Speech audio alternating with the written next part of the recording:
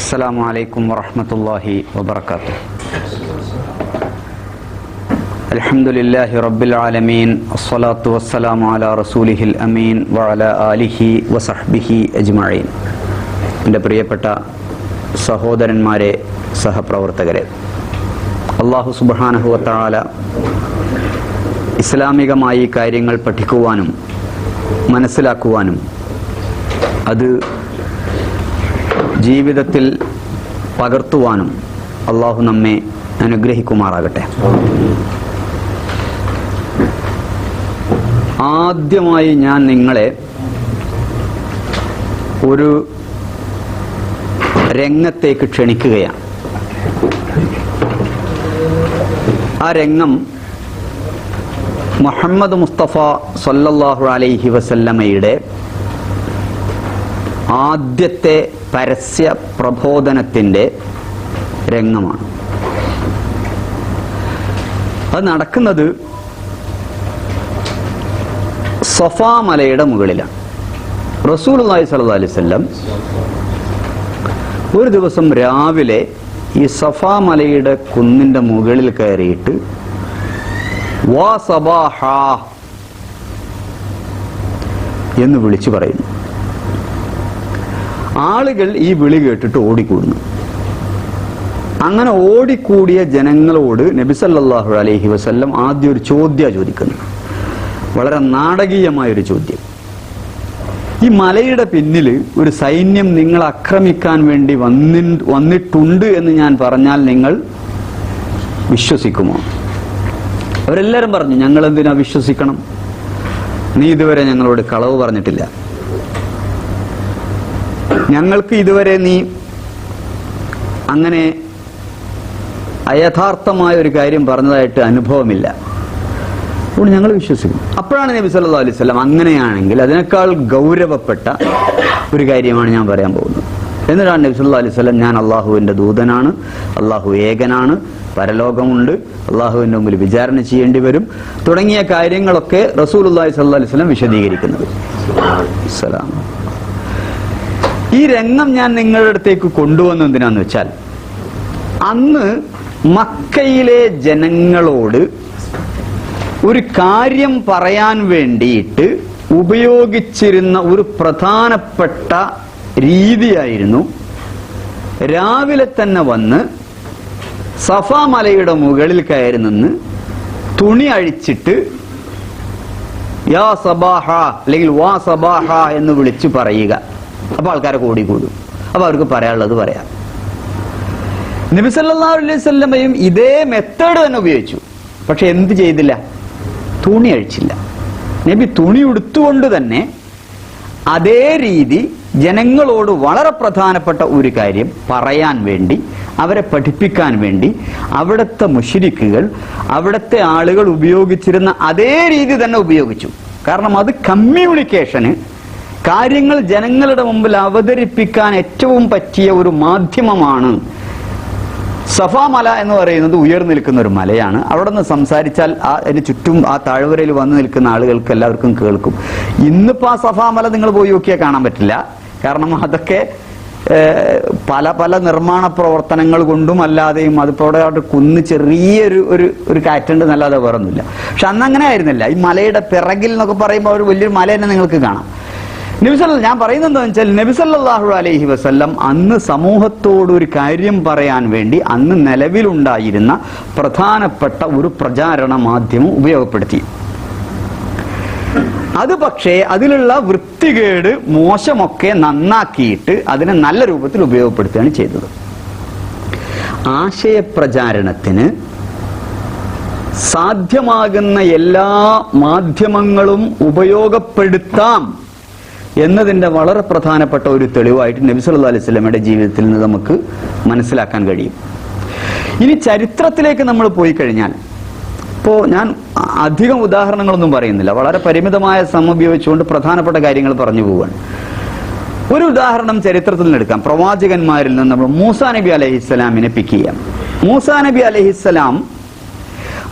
നബി അലൈഹിസ്സലാമിന് അല്ലാഹു സുബ്ഹാനഹു വ തആല കൊടുക്കുന്ന ഒരു മുഅ്ജിസത്ത്, തന്റെ വടി നിലത്തിടുമ്പോൾ അത് പാമ്പായി മാറുന്നു എന്നുള്ളതാണ്.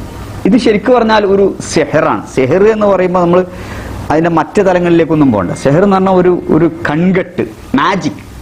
ശരിക്കും പറഞ്ഞാൽ മാജിക്കാണ്. കാരണം അന്നത്തെ കാലത്ത് മൂസാ നബി അലൈഹിസ്സലാം വരുന്ന സമയത്ത് ഈജിപ്തിലെ പ്രധാനപ്പെട്ട ഒരു രീതിയായിരുന്നു മാജിക്. ആ മാജിക് തന്നെ ഉപയോഗപ്പെടുത്തിക്കൊണ്ടാണ് ഫിറഔന്റെ കൊട്ടാരത്തിൽ വരുന്നതും വടിയിടുന്നതും. എന്നിട്ട് ഫിറഔൻ പറയുന്നുണ്ട്, ഇതിപ്പോ എന്താ, ഇതുപോലെ എത്ര മാജിക്കാരെ എനിക്ക് കൊണ്ടുവരാൻ പറ്റും? അങ്ങനെ മാജിക്കുകാരുടെ ഒരു നിര തന്നെ, ചില റിപ്പോർട്ട് പറയാൻ ആയിരക്കണക്കിന് മാജിക്കുകാരെ അണിനിരത്തി എന്നാണ് ഫിറഔൻ. കാരണം അത് വിരലിൽ ഞൊടിച്ചാൽ കിട്ടാവുന്ന തരത്തിൽ മാജിക്കുകാരെ കൊണ്ട് നിറഞ്ഞ കാലമായിരുന്നു. അവിടെ മൂസാ നബിയുടെ കാര്യം ജനങ്ങൾ ശ്രദ്ധിക്കാൻ അന്ന് അവിടെ പ്രചാരത്തിൽ ഉണ്ടായിരുന്ന ഒരു മാധ്യമത്തെ അല്ലാഹു സുബ്ഹാനഹു വ തആല ഉപയോഗപ്പെടുത്തണം. ഇബ്രാഹിം നബി അലൈഹിസ്സലാം. ഇബ്രാഹിം നബി അലൈഹിസ്സലാം നമുക്കറിയാം, മില്ലത്ത് അബീക്കും ഇബ്രാഹിം, നമ്മളുടെ ഉപ്പയായ ഇബ്രാഹിം നബിയുടെ പാതയാണ് നമ്മൾ പിന്തുടരേണ്ടതെന്ന് ഖുർആനിൽ കാണും. നബിനോടും പറഞ്ഞിട്ടുണ്ട്, ഇബ്രാഹിം നബിയുടെ അലൈഹിസ്സലാം പാതയാണ് പിന്തുടരേണ്ടത്. ഇബ്രാഹിം നബി എന്ന് പറഞ്ഞാൽ ഒരു, നമ്മുടെ ഇന്നത്തെ ഭാഷയിൽ പറഞ്ഞ ഒരു സംഭവമായിരുന്നു. എത്ര നാടുകളിലൂടെയാണ് അദ്ദേഹം സഞ്ചരിച്ചത്, എത്ര വൈവിധ്യമാർന്ന പ്രബോധന പ്രവർത്തനങ്ങളാണ് അദ്ദേഹം ഉപയോഗപ്പെടുത്തിയത്. ഞാൻ ഇബ്രാഹിം നബി അലൈഹിസ്സലാം ഉപയോഗപ്പെടുത്തിയ പ്രധാനപ്പെട്ട 2 കാര്യങ്ങൾ പറയാം. അതിൽ നിന്ന് ഞാൻ എന്റെ പോയിന്റ് അതിൽ നിന്ന് വ്യക്തമാകുന്നതുകൊണ്ട് അധിക ഉദാഹരണങ്ങളിലേക്ക് പോകുന്നില്ല. 2 ഉദാഹരണം. ഒന്ന്, ഇബ്രാഹിം നബി അലൈഹിസ്സലാം സമൂഹത്തിന്റെ മുമ്പിൽ വളരെ വ്യക്തമായ ഒരു നാടകം കളിക്കുകയാണ്. ഇബ്രാഹിം നബി അലൈഹിസ്സലാം സ്വന്തം പിതാവിനോട് ചെറുപ്പത്തിൽ തന്നെ പിതാവ് വിഗ്രഹങ്ങളൊക്കെ ഉണ്ടാക്കുമ്പോൾ എന്തിനാണ് ഈ വയ്യാവേലിക്ക് നിൽക്കുന്നത്, എന്തബദ്ധമാണ് നിങ്ങൾ ചെയ്യുന്നത് എന്നൊക്കെ ചോദിച്ച ആളാണ്. ഉപ്പയോട് ഒരർത്ഥത്തിൽ ഉപ്പാനെ തിരുത്തിയതിന്റെ പേരിൽ വീട്ടിൽ നിന്ന് ഇറങ്ങിപ്പോടാ എന്ന് പറഞ്ഞ ആളാണ്. ഇബ്രാഹിം നബിയെ വീട്ടിൽ നിന്ന് പുറത്താക്കിയതാണ്. ഇബ്രാഹിം നബി അലൈഹിസ്സലാം പിന്നീട് നാട്ടിലിറങ്ങിയിട്ട് ജനങ്ങളെയൊക്കെ ഒരുമിച്ച് കൂട്ടിയിട്ട് എനിക്ക് നിങ്ങളോട് ചില കാര്യങ്ങൾ പറയാനുണ്ട് എന്ന് പറഞ്ഞ് സംസാരിച്ചു തുടങ്ങാണ്. അപ്പോഴാണ് രാവ് വന്നു, പകല് പോയിട്ട് രാത്രി വന്നു. റആ കൗകബൻ, രാത്രി ഇങ്ങനെ വന്നപ്പോ ഒരു നക്ഷത്രം ഇങ്ങനെ തിളങ്ങുന്നുണ്ട്. ഖാല ഹാദാ റബ്ബി. പ്രത്യേകം മനസ്സിലാക്കണം, നക്ഷത്രം ഇങ്ങനെ ഉദിച്ചുയർന്ന് ഇങ്ങനെ തിളങ്ങാൻ തുടങ്ങിയപ്പോ ഇബ്രാഹിം നബി അലൈഹിസ്സലാം പറയാണ്, ഹാദാ റബ്ബി, ഇതെന്റെ റബ്ബാണ്. എന്താ ഇവിടെ ഇബ്രാഹിം നബി അലൈഹിസ്സലാം ചെയ്യുന്നത്? ഇബ്രാഹിം നബി അലൈഹിസ്സലാം ആദ്യം തന്നെ ഒരു തിരക്കഥ ഉണ്ടാക്കിയിട്ടുണ്ട്. ഈ സമൂഹത്തിന്റെ മുമ്പിൽ അവിടുത്തെ ആളുകളെ നക്ഷത്രങ്ങളെയും ചന്ദ്രനെയും സൂര്യനെയൊക്കെ ആരാധിക്കുന്നവരുണ്ടായിരുന്ന ഒരു സമൂഹമായിരുന്നു എന്ന് ചരിത്രം പരിശോധിച്ച് നോക്കിയാൽ കാണാൻ പറ്റും. ഇവർക്ക് ഈ ആരാധനയുടെ പൊള്ളത്തരം വ്യക്തമാക്കണമെങ്കിൽ നല്ല ഒരു നാടകം അവിടെ അവതരിപ്പിക്കേണ്ടതുണ്ട്. അതിന് ആകാശത്ത് നക്ഷത്രം കണ്ടപ്പോൾ ഇബ്രാഹിം നബി അലൈഹി സ്വലാം പറഞ്ഞു, ഇതാണ് എൻ്റെ റബ്ബ്. ശരിക്കും ആലോചിക്കുക, അള്ളാന്റെ ഒരു പ്രവാചകൻ ഒരിക്കലും ഷിർക്ക് ഇതെന്റെ റബ്ബാന്ന് പറഞ്ഞാൽ വലിയ, ഇപ്പൊ നമ്മള് ആകാശത്ത് നോക്കിയിട്ട് സൂര്യൻ നോക്കിയിട്ട് ഇതെന്റെ റബ്ബാന്ന് പറഞ്ഞാൽ എന്താ ഷിർക്കാണത്. കാരണം ഒരിക്കലും അള്ളാഹു അല്ലാത്ത ഒരാളെ റബ്ബായി അംഗീകരിക്കാൻ പാടില്ല. പക്ഷേ ഇവിടെ ഒരു ചെറിയ ഒരു നാടകം ഇബ്രാഹിം നബി അഭിനയിക്കുകയാണ്, ഇതെന്റെ റബ്ബാണെന്ന്. കുറച്ചു കഴിഞ്ഞപ്പോ അത് പോയി. പിന്നെ വരുന്നതോ ചന്ദ്രനാണ്. അത് കണ്ടപ്പോ പറഞ്ഞു, ഇത് കുറച്ചും കൂടി വെളിച്ചുണ്ടല്ലോ, ഇതാണ് എന്റെ റബ്ബ്, ഹാദാ റബ്ബി. കുറച്ചുകൂടി കഴിഞ്ഞപ്പോ സൂര്യൻ വരുന്നു. അതായത് ചന്ദ്രനൊക്കെ അസ്തമിച്ചു പോയി. അപ്പോഴും അദ്ദേഹം പറഞ്ഞു, അസ്തമിക്കുന്നവയൊന്നും നമുക്ക് പറ്റില്ല. പിന്നെ അത് സൂര്യൻ വരുന്നു. അപ്പൊ ഇബ്രാഹിം നബി അലൈഹിസ്സലാം പറഞ്ഞത്, ഫലമ്മാ റഅ അശ്ശംസ ബാസിഗതൻ ഖാല ഹാദാ റബ്ബി ഹാദാ അക്ബർ. ഒരു ന്യായം കൂടി പറഞ്ഞു, ഒരു ജസ്റ്റിഫിക്കേഷൻ. ഇതാണ് എന്റെ റബ്ബ്, ഇത് കുറച്ചുകൂടി വലുതാണ്, നല്ല വെളിച്ചമുണ്ട്. പിന്നെ പറയുന്ന ഫലമ്മാ അഫലത്ത് ഖാല യാ ഖൗമി ഇന്നി ബരീഉം മിമ്മാ തുശ്രികൂൻ ഇന്നി വജ്ജഹ്തു വജ്ഹിയ ലില്ലദീ ഫതറസ് സമാവാതി വൽ അർദ് ഹനീഫൻ വമാ അന മിനൽ മുശ്രിക്കീൻ. അപ്പൊ ഇബ്രാഹിം നബി പറഞ്ഞു, സൂര്യനും അസ്തമിച്ചു, എന്റെ നാട്ടുകാരെ, നിങ്ങൾ ഈ ശിർക്ക് ചെയ്യുന്നതിൽ നിന്ന് ഞാനില്ല കേട്ടോ. നിങ്ങൾ സൂര്യനെ ആരാധിക്കുന്നുണ്ട്, ചന്ദ്രനെ ആരാധിക്കുന്നുണ്ട്, നക്ഷത്രത്തെ ആരാധിക്കുന്നുണ്ട്. ഇപ്പൊ നിങ്ങൾ കണ്ടില്ലേ, ഇതിനൊന്നും ഒരു നിലനിൽപ്പില്ല. അതുകൊണ്ട് ഞാൻ ഇതിനെ ഒന്നും ആരാധിക്കാനില്ല. ഞാൻ പടച്ച തമ്പുരാന്റെ മുമ്പിൽ മാത്രമേ എന്റെ മുഖം സമർപ്പിക്കുകയുള്ളൂ. ഇത് പറയാൻ വേണ്ടിയിട്ടാണ് ഇതാണ് എൻ്റെ റബ്ബ്, അപ്പൊ അതുപോയി. പിന്നെ ഇതാണ് എൻ്റെ റബ്ബ്, അതുപോയി. പിന്നെ കുറച്ച് കഴിഞ്ഞിട്ട് സൂര്യൻ വന്നപ്പോ ഇതാണ് റബ്ബ്, ഇത് വലുതാണല്ലോ എന്നും പറഞ്ഞിട്ട് അതും പോയപ്പോഴാണ് ഇതൊന്നും റബ്ബാകാൻ പറ്റില്ലട്ടോ കൂട്ടരെ. വളരെ മനോഹരമായ ഒരു ചിത്രീകരണം, ഒരു നാടകം, ഒരു തിരക്കഥ അവിടെ ഇബ്രാഹിം നബി അഭിനയിച്ച് തീർക്കുകയായിരുന്നു. ഇതല്ലെങ്കിൽ പിന്നെ നമുക്ക് പറയാൻ പറ്റുന്ന വെച്ചാൽ ഇബ്രാഹിം നബി കള്ളം പറഞ്ഞു എന്ന് പറയേണ്ടി വരും, അല്ലെങ്കിൽ ഇബ്രാഹിം നബി അലൈഹിസ്സലാം ശിർക്ക് ചെയ്തു എന്ന് പറയേണ്ടി വരും. ഇബ്രാഹിം നബി അലൈഹിസ്സലാം അവരുടെ മുമ്പിൽ ഒരു കാര്യം പഠിപ്പിക്കാൻ വേണ്ടി ഒരു നല്ല മാധ്യമത്തെ ഉപയോഗപ്പെടുത്തുകയായിരുന്നു. ഇനി അതേ ഇബ്രാഹിം നബി തന്നെ വേറൊരു സംഭവമുണ്ട്. അദ്ദേഹം തന്റെ നാട്ടുകാരോടൊക്കെ വർത്താൻ പറഞ്ഞ അമ്പലത്തിൽ വെച്ചാണ്. അവിടെയുള്ള ആൾക്കാരൊക്കെ അമ്പലത്തിൽ വെച്ച് അദ്ദേഹം പറയും, എന്താ നിങ്ങൾ ഈ വിഗ്രഹത്തെയൊക്കെ ആരാധിക്കുന്നത്, നിങ്ങൾക്ക് എന്ത് പറ്റി എന്നൊക്കെ ചോദിക്കുമ്പോൾ അവര് മറുപടിയും പറയുന്നുണ്ട്, ഇതൊക്കെ ഞങ്ങളുടെ കാക്ക കാരണവന്മാർ ഇങ്ങനെ ചെയ്യും. അങ്ങനെ അവരൊക്കെ പോയപ്പോ അല്ല ഇബ്രാഹിം നീ വരുന്നില്ലേ?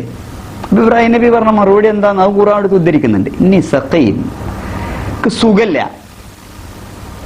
അപ്പൊ ഇബ്രാഹിം നബിക്ക് സുഖം ഉണ്ടായിരുന്നോ ഇല്ലേ എന്നുള്ള ചർച്ചയിലൊന്നും വലിയ അർത്ഥമല്ലേ. കാരണം ഇബ്രാഹിം നബി ഒരു തിരക്കഥ ഉണ്ടാക്കിയിട്ടുണ്ട്, ഒരു പ്ലാൻ ഉണ്ടാക്കിയിട്ടുണ്ട്. ആ പ്ലാനിന് വേണ്ടിയിട്ടാണ് എനിക്ക് സുഖമല്ല എന്ന് പറഞ്ഞത്. ആളുകളൊക്കെ പോയ സമയത്ത് ഇബ്രാഹിം നബി നേരെ ഈ അമ്പലത്തിൽ വന്നിട്ട് എല്ലാ വിഗ്രഹങ്ങളെയും തച്ചുടച്ചു, ഒന്ന് മാത്രം ബാക്കി വെച്ചു. ഈ മഴു അതിന്റെ കഴുത്തിലിട്ടും ചെയ്തു. ആളുകളൊക്കെ ഉത്സവം കഴിഞ്ഞ് തിരിച്ചു വന്ന് നോക്കുമ്പോ ആകെ അന്തം വിട്ടുപോയി. നമ്മുടെ ദൈവങ്ങളോട് ആരാണ് ഈ പണി കാണിച്ചത്? ആരാണ് ഈ കൊടും ക്രൂരത ചെയ്തത്? ഇതായിരുന്നു അവരുടെ ചോദ്യം. അപ്പൊ ചില ആൾക്കാർ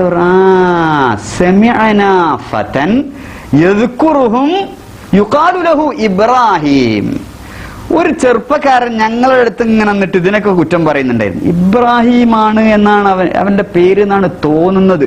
ഇങ്ങനെയാണ് പറഞ്ഞത്. കാരണം ഇബ്രാഹിം നബി അന്ന് അത്ര പ്രശസ്തനൊന്നുമല്ല. കൊണ്ടുവരവനെ ഇബ്രാഹിം നബി അലൈഹി ഇസ്ലാമിനെ പരസ്യമായ വിചാരണയ്ക്ക് വിധേയമാക്കുക, ഇതാണ് ഏറ്റവും നല്ല അവസരം. അവര് ചോദിക്കുന്നുണ്ട്, ഖാലു അഅൻത ഫഅൽത ഹാദാ ബിആലിഹത്തിനാ യാ ഇബ്രാഹിം. ഇബ്രാഹിം നബിയെ കൊണ്ടുവന്നു. ജനങ്ങൾ മുഴുവൻ തടിച്ചുകൂടി നിൽക്കുന്നു. ഒരു ഭാഗത്ത് പുരോഹിതന്മാർ, നേതാക്കള്, പട്ടാളക്കാര് ചോദ്യം ചെയ്യാണ്. അഅൻത ഫഅൽത ബിആലിഹത്തിനാ യാ ഇബ്രാഹിം, ഇബ്രാഹിമെ ഞങ്ങളുടെ ഈ വിഗ്രഹങ്ങളോട് ഇപ്പണി ചെയ്തത് നീയാണോ? വളരെ കൃത്യമായ ചോദ്യം, ഡയറക്റ്റ് ക്വസ്റ്റ്യൻ. ഇബ്രാഹിം നബി അലൈഹി ഇസ്ലാമിന് പറഞ്ഞ മറുപടി എന്താണെന്നറിയോ? ഖാല ബൽ ഫഅലഹു കബീറുഹും ഹാദാ ഫസ്അലൂഹും. ഞാനോ? വലിയ ആള് മൂപ്പര് ഇവിടെ ഉണ്ടല്ലോ, വലിയ നേതാവുണ്ടല്ലോ ഇവിടെ, മൂപ്പര് കഴുത്തിൽ മഴും തൂക്കിയിട്ട് നിൽക്കണ്ടല്ലോ, നിനക്ക് മൂപ്പരോട് വെച്ചൂടെ? ഇതങ്ങ് കേട്ടതോടുകൂടി അവിടത്തെ സെനാരിയോ മാറിയെന്ന എല്ലാവരും ശരിയാണല്ലോ, വലിയ ദൈവം അവിടെ ഉണ്ടല്ലോ, അപ്പൊ നമുക്ക് ദൈവത്തോട് ചോദിച്ചൂടെ? അപ്പൊ അവർക്ക് പെട്ടെന്ന് ഒരു ഫ്ലാഷ് വേണ്ടി, ഇത് മിണ്ടാനും സംസാരിക്കാനൊന്നും കഴിയാത്ത ഈ ദൈവത്തോട് ചോദിച്ചിട്ട് എന്താണ്?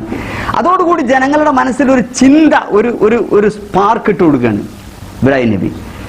ഇത് മൂപ്പരാണല്ലോ ചെയ്തത്. ശരിക്കും ഇതുവരെ ഈ പറഞ്ഞത് ശരിയാണോ തെറ്റാണോ? തെറ്റാണ് അല്ലേ? പക്ഷെ ഇബ്രാഹിം നബി അലൈഹിസ്സലാം എന്തിനാണ് ഇത് ചെയ്തതെന്ന് വെച്ചാൽ, വിഗ്രഹങ്ങളുടെ പൊള്ളത്തരം സമൂഹത്തെ ബോധ്യപ്പെടുത്താൻ നല്ല ഒരു തിരക്കഥയൊരുക്കി ഒരു കാര്യം പറഞ്ഞു കൊടുത്തു. സിമ്പിൾ. ഇനി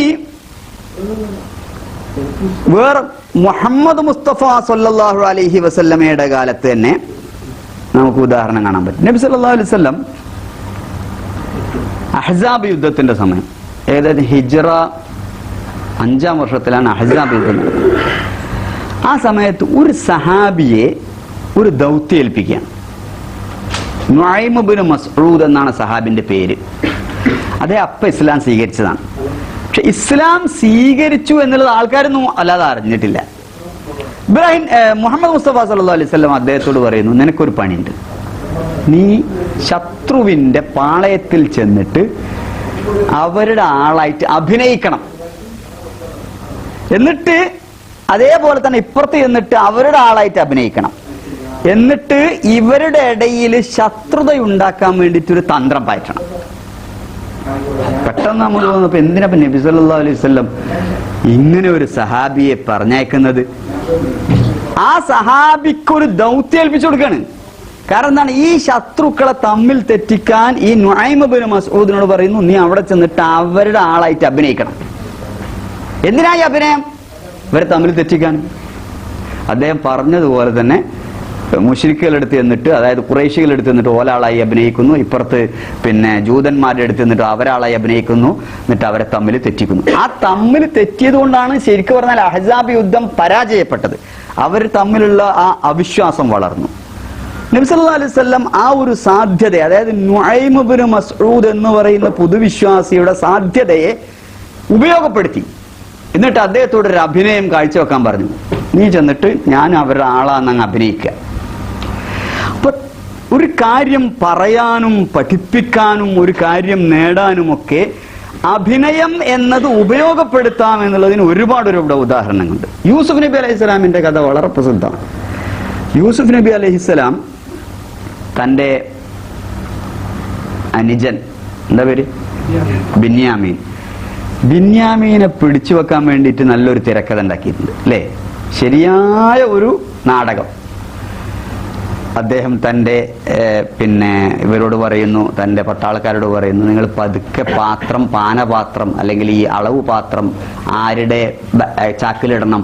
ബിന്യാമീന്റെ ചാക്കിലിടണം. എന്നിട്ട് പരിശുദ്ധ ഖുർആൻ ആ കഥ കൃത്യമായി വിശദീകരിക്കണം.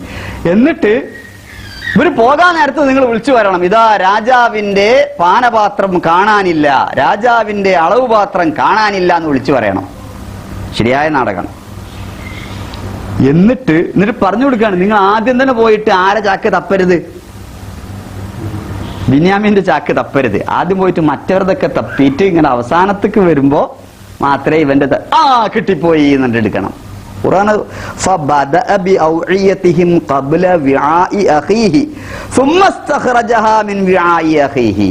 സഹോദരന്റെ തപ്പുന്നതിന് മുമ്പ് മറ്റവരതൊക്കെ തപ്പിയിട്ട് പിന്നെയാണ് സഹോദരന്റെ ഈ ചാക്കിൽ നിന്ന് ഇത് പുറത്തെടുക്കുന്നത്.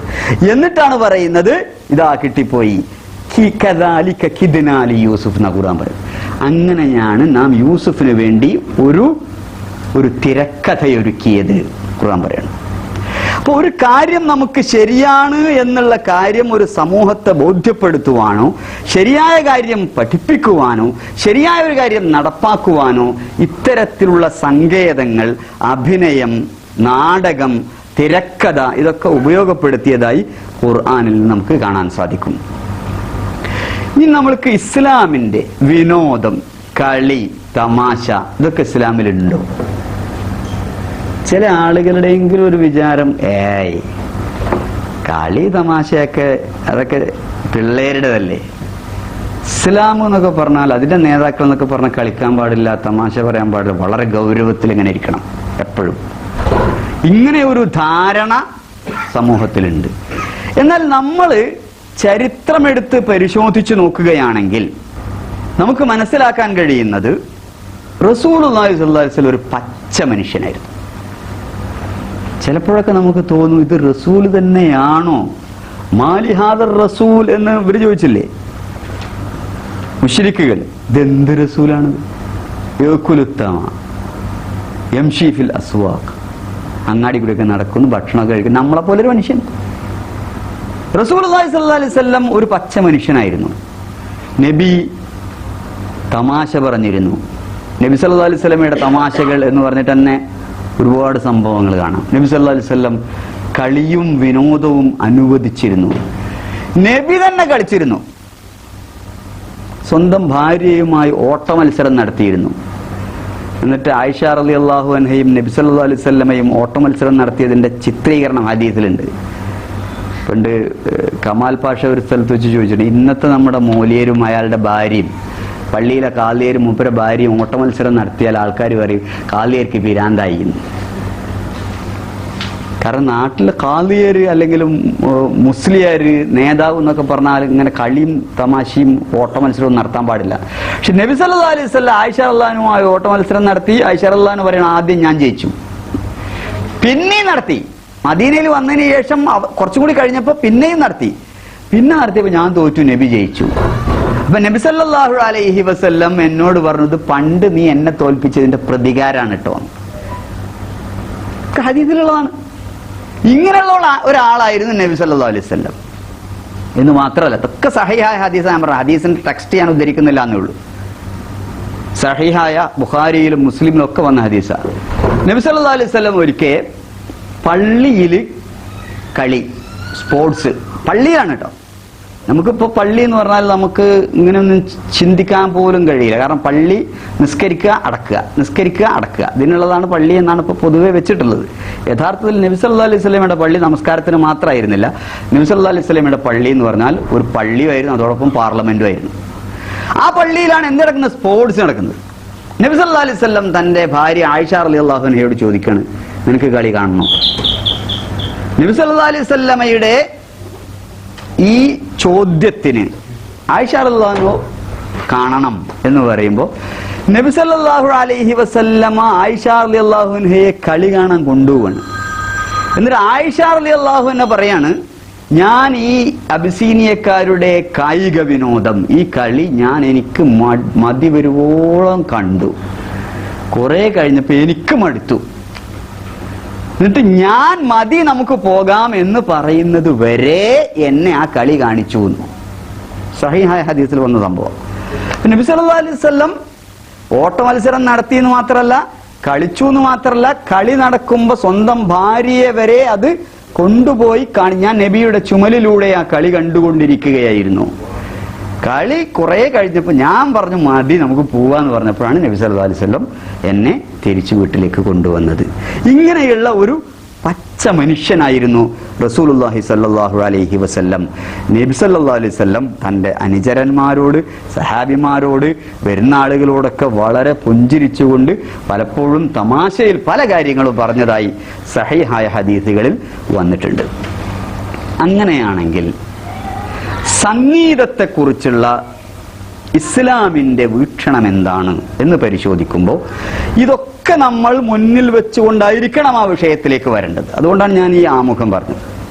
നബി സല്ലല്ലാഹു അലൈഹി വസല്ലമയുടെ ജീവിത രീതി എങ്ങനെയായിരുന്നു, ഇസ്ലാമിന്റെ ഇതുമായി ബന്ധപ്പെട്ട കാഴ്ചപ്പാടുകൾ, കല, സാഹിത്യം, വിനോദം, ഇത്തരത്തിലുള്ളതുമായി ബന്ധപ്പെട്ടുകൊണ്ട് ഖുർആനിൽ നിന്നും ഹദീസിൽ നിന്നും നമുക്ക് കിട്ടുന്ന ചിത്രം എന്താണ്, ഇതൊക്കെ മുന്നിൽ വെച്ചുകൊണ്ടാണ് നമ്മൾ സംഗീതത്തെ സമീപിക്കേണ്ടത്. സംഗീതത്തിന്റെ വിഷയത്തിൽ ആദ്യം തന്നെ ഞാൻ പറയുന്നു, സംഗീതത്തിന്റെ വിഷയത്തിൽ മുസ്ലിം ലോകത്ത് രണ്ടഭിപ്രായമുണ്ട്, അല്ലെങ്കിൽ അഭിപ്രായ വ്യത്യാസമുണ്ട്. അതൊരു ഫിഖ്ഹിയായ പ്രശ്നമാണ്, കർമ്മശാസ്ത്ര പ്രശ്നമാണ്. സംഗീതത്തിന്റെ വിഷയത്തിൽ മുസ്ലിം പണ്ഡിതന്മാർക്കിടയിൽ അഭിപ്രായ വ്യത്യാസമുണ്ട്. പ്രാചീനരായ പണ്ഡിതന്മാർക്കിടയിൽ അഭിപ്രായ വ്യത്യാസമുണ്ട്, ആധുനികരായ പണ്ഡിതന്മാർക്കിടയിലും അഭിപ്രായ വ്യത്യാസമുണ്ട്. വ്യത്യസ്ത വീക്ഷണക്കാർ ഈ വിഷയത്തിൽ പണ്ടും ഉണ്ടായിരുന്നു, ഇപ്പോഴും ഉണ്ട്. ഇത് ആദ്യം നമ്മൾ മനസ്സിലാക്കുക. ചില ആളുകൾ പറയുന്നത് സംഗീതം അതിന്റെ ഏതു രൂപത്തിലും പൂർണ്ണമായും ഹറാമാണ്. വേറെ ചില ആളുകൾ പറയുന്നുണ്ട് സംഗീതം അത് എന്ത് രൂപത്തിലായാലും തിരക്കിടില്ല, ഹലാലാണ്. ഇതിനെ ഞാൻ പറയുന്നത് രണ്ടറ്റം എന്നാണ്. സംഗീതം എന്ത് രൂപത്തിലാണെങ്കിലും പറ്റില്ല, ഹറാം എന്ന് പറയുന്നത് ഒരറ്റം. സംഗീതം എങ്ങനെയായാലും എന്തും അതിന്റെ എന്ത് രൂപവും ഹലാൽ എന്ന് പറയുന്നത് മറ്റൊരറ്റം. ഹറാമിന്റെയും ഹലാലിന്റെയും ഈ രണ്ടറ്റത്തിനപ്പുറത്ത് ഒരു മധ്യമ നിലപാടാണ് യഥാർത്ഥത്തിൽ ഇതിന്റെ ഇസ്ലാമിക നിലപാട് എന്ന് മനസ്സിലാക്കുന്ന ആളാണ് ഞാൻ. ആ വീക്ഷണമാണ് കൂടുതൽ ശരി എന്നാണ് എന്റെ പഠനത്തിൽ മനസ്സിലായിട്ടുള്ളത്. ഇതോടൊപ്പം തന്നെ ഞാൻ പറയുന്നു, സംഗീതം ഹറാമാണ് എന്ന് പറയുന്ന വളരെ പ്രഗത്ഭരായ പണ്ഡിതന്മാരുണ്ട്. ആ പണ്ഡിതന്മാരുടെ അഭിപ്രായങ്ങളോടൊക്കെ ആദരവ് പുലർത്തിക്കൊണ്ട് ഞാൻ അവരോട് വിയോജിക്കും. കാരണം ഈ വിഷയത്തിൽ പഠനങ്ങൾ നടത്തി നോക്കുമ്പോൾ എനിക്ക് മനസ്സിലായത് സംഗീതം സോപാധികമായി അനുവദനീയമാണ് എന്ന് പറഞ്ഞ പണ്ഡിതന്മാരുടെ തെളിവുകൾക്കാണ് കൂടുതൽ പ്രാബല്യം എന്നാണ്. അതാണ് ഞാനിവിടെ ഈ സമയത്ത് പറയാൻ ആഗ്രഹിക്കുന്നതും നിങ്ങളുടെ മുന്നിലേക്ക് കൊണ്ടുവരാൻ ആഗ്രഹിക്കുന്നതും. എന്താണ് സംഗീതത്തിന്റെ ഇസ്ലാമികമായ മാനം? ഏറ്റവും ആധുനികരായ രണ്ട് പണ്ഡിതന്മാരെ ഞാൻ പറയാം. ഒന്ന് സംഗീതം നിഷിദ്ധമാണ് എന്ന് പറയുന്ന പണ്ഡിതന്മാരിൽപ്പെട്ട ഒരാളാണ് സയ്യിദ് അബുൽ അഅല മൗദൂദി. സംഗീതം ഞാൻ നേരത്തെ പറഞ്ഞതുപോലെ സ്വാഭാവികമായി അനുവദനീയമാണ് എന്ന് പറയുന്ന പണ്ഡിതന്മാരിൽ അഗ്രഗണ്യനാണ് ഇന്നും ജീവിച്ചിരിപ്പുള്ള ലോക പണ്ഡിത സഭയുടെ തലവൻ ഡോക്ടർ യൂസുഫുൽ ഖർളാവി. ഏറ്റവും ആധുനികമായ 2 പണ്ഡിതന്മാരെ ഒരു എക്സാമ്പിളിന് ഞാൻ പറഞ്ഞു എന്നേ ഉള്ളൂ. ഇങ്ങനെ മുസ്ലിം ലോകത്ത് ജീവിച്ചിരിക്കുന്നവരും മരണപ്പെട്ടവരുമായ പണ്ഡിതന്മാരിൽ ഒരുപാട് ആളുകൾ സംഗീതത്തിന്റെ വിഷയത്തിൽ വ്യത്യസ്ത അഭിപ്രായം പുലർത്തിയിട്ടുണ്ട്. ഇനി പൗരാണികരായ പണ്ഡിതന്മാർ സംഗീതം ഹലാലാണ് എന്ന് അഭിപ്രായപ്പെട്ട, സംഗീതം അതിന്റെ ഉപകരണത്തോടുകൂടി തന്നെ ഹലാലാണ് എന്ന് അഭിപ്രായപ്പെട്ട പണ്ഡിതന്മാരിൽ വളരെ പ്രധാനപ്പെട്ട ഒരു പണ്ഡിതനാണ്. ഒരുപക്ഷെ നിങ്ങൾ എല്ലാവരും കേട്ടിട്ടുണ്ടായിരിക്കും. ആ പണ്ഡിതന്റെ പേര് ഇമാം ഗസാലി. അദ്ദേഹത്തിന്റെ ഇഹ്യാ ഉലൂമിദ്ദീൻ എന്ന് പറയുന്ന ഗ്രന്ഥം വേണമെങ്കിൽ ലോക ക്ലാസിക് എന്ന് പറയാവുന്ന ഗ്രന്ഥങ്ങളിൽപ്പെട്ട ഒരു ഗ്രന്ഥമാണ്. അദ്ദേഹം സംഗീതം ഹലാലാണ്, അനുവദനീയമാണ് എന്നഭിപ്രായപ്പെട്ട പണ്ഡിതന്മാരിൽ ഒരാളാണ്. ഇമാം ഇബ്നു ഹസം അദ്ദേഹം സംഗീതം അനുവദനീയമാണ് എന്ന് പറഞ്ഞിട്ടുള്ള അഭിപ്രായപ്പെട്ടിട്ടുള്ള പണ്ഡിതന്മാരാണ്.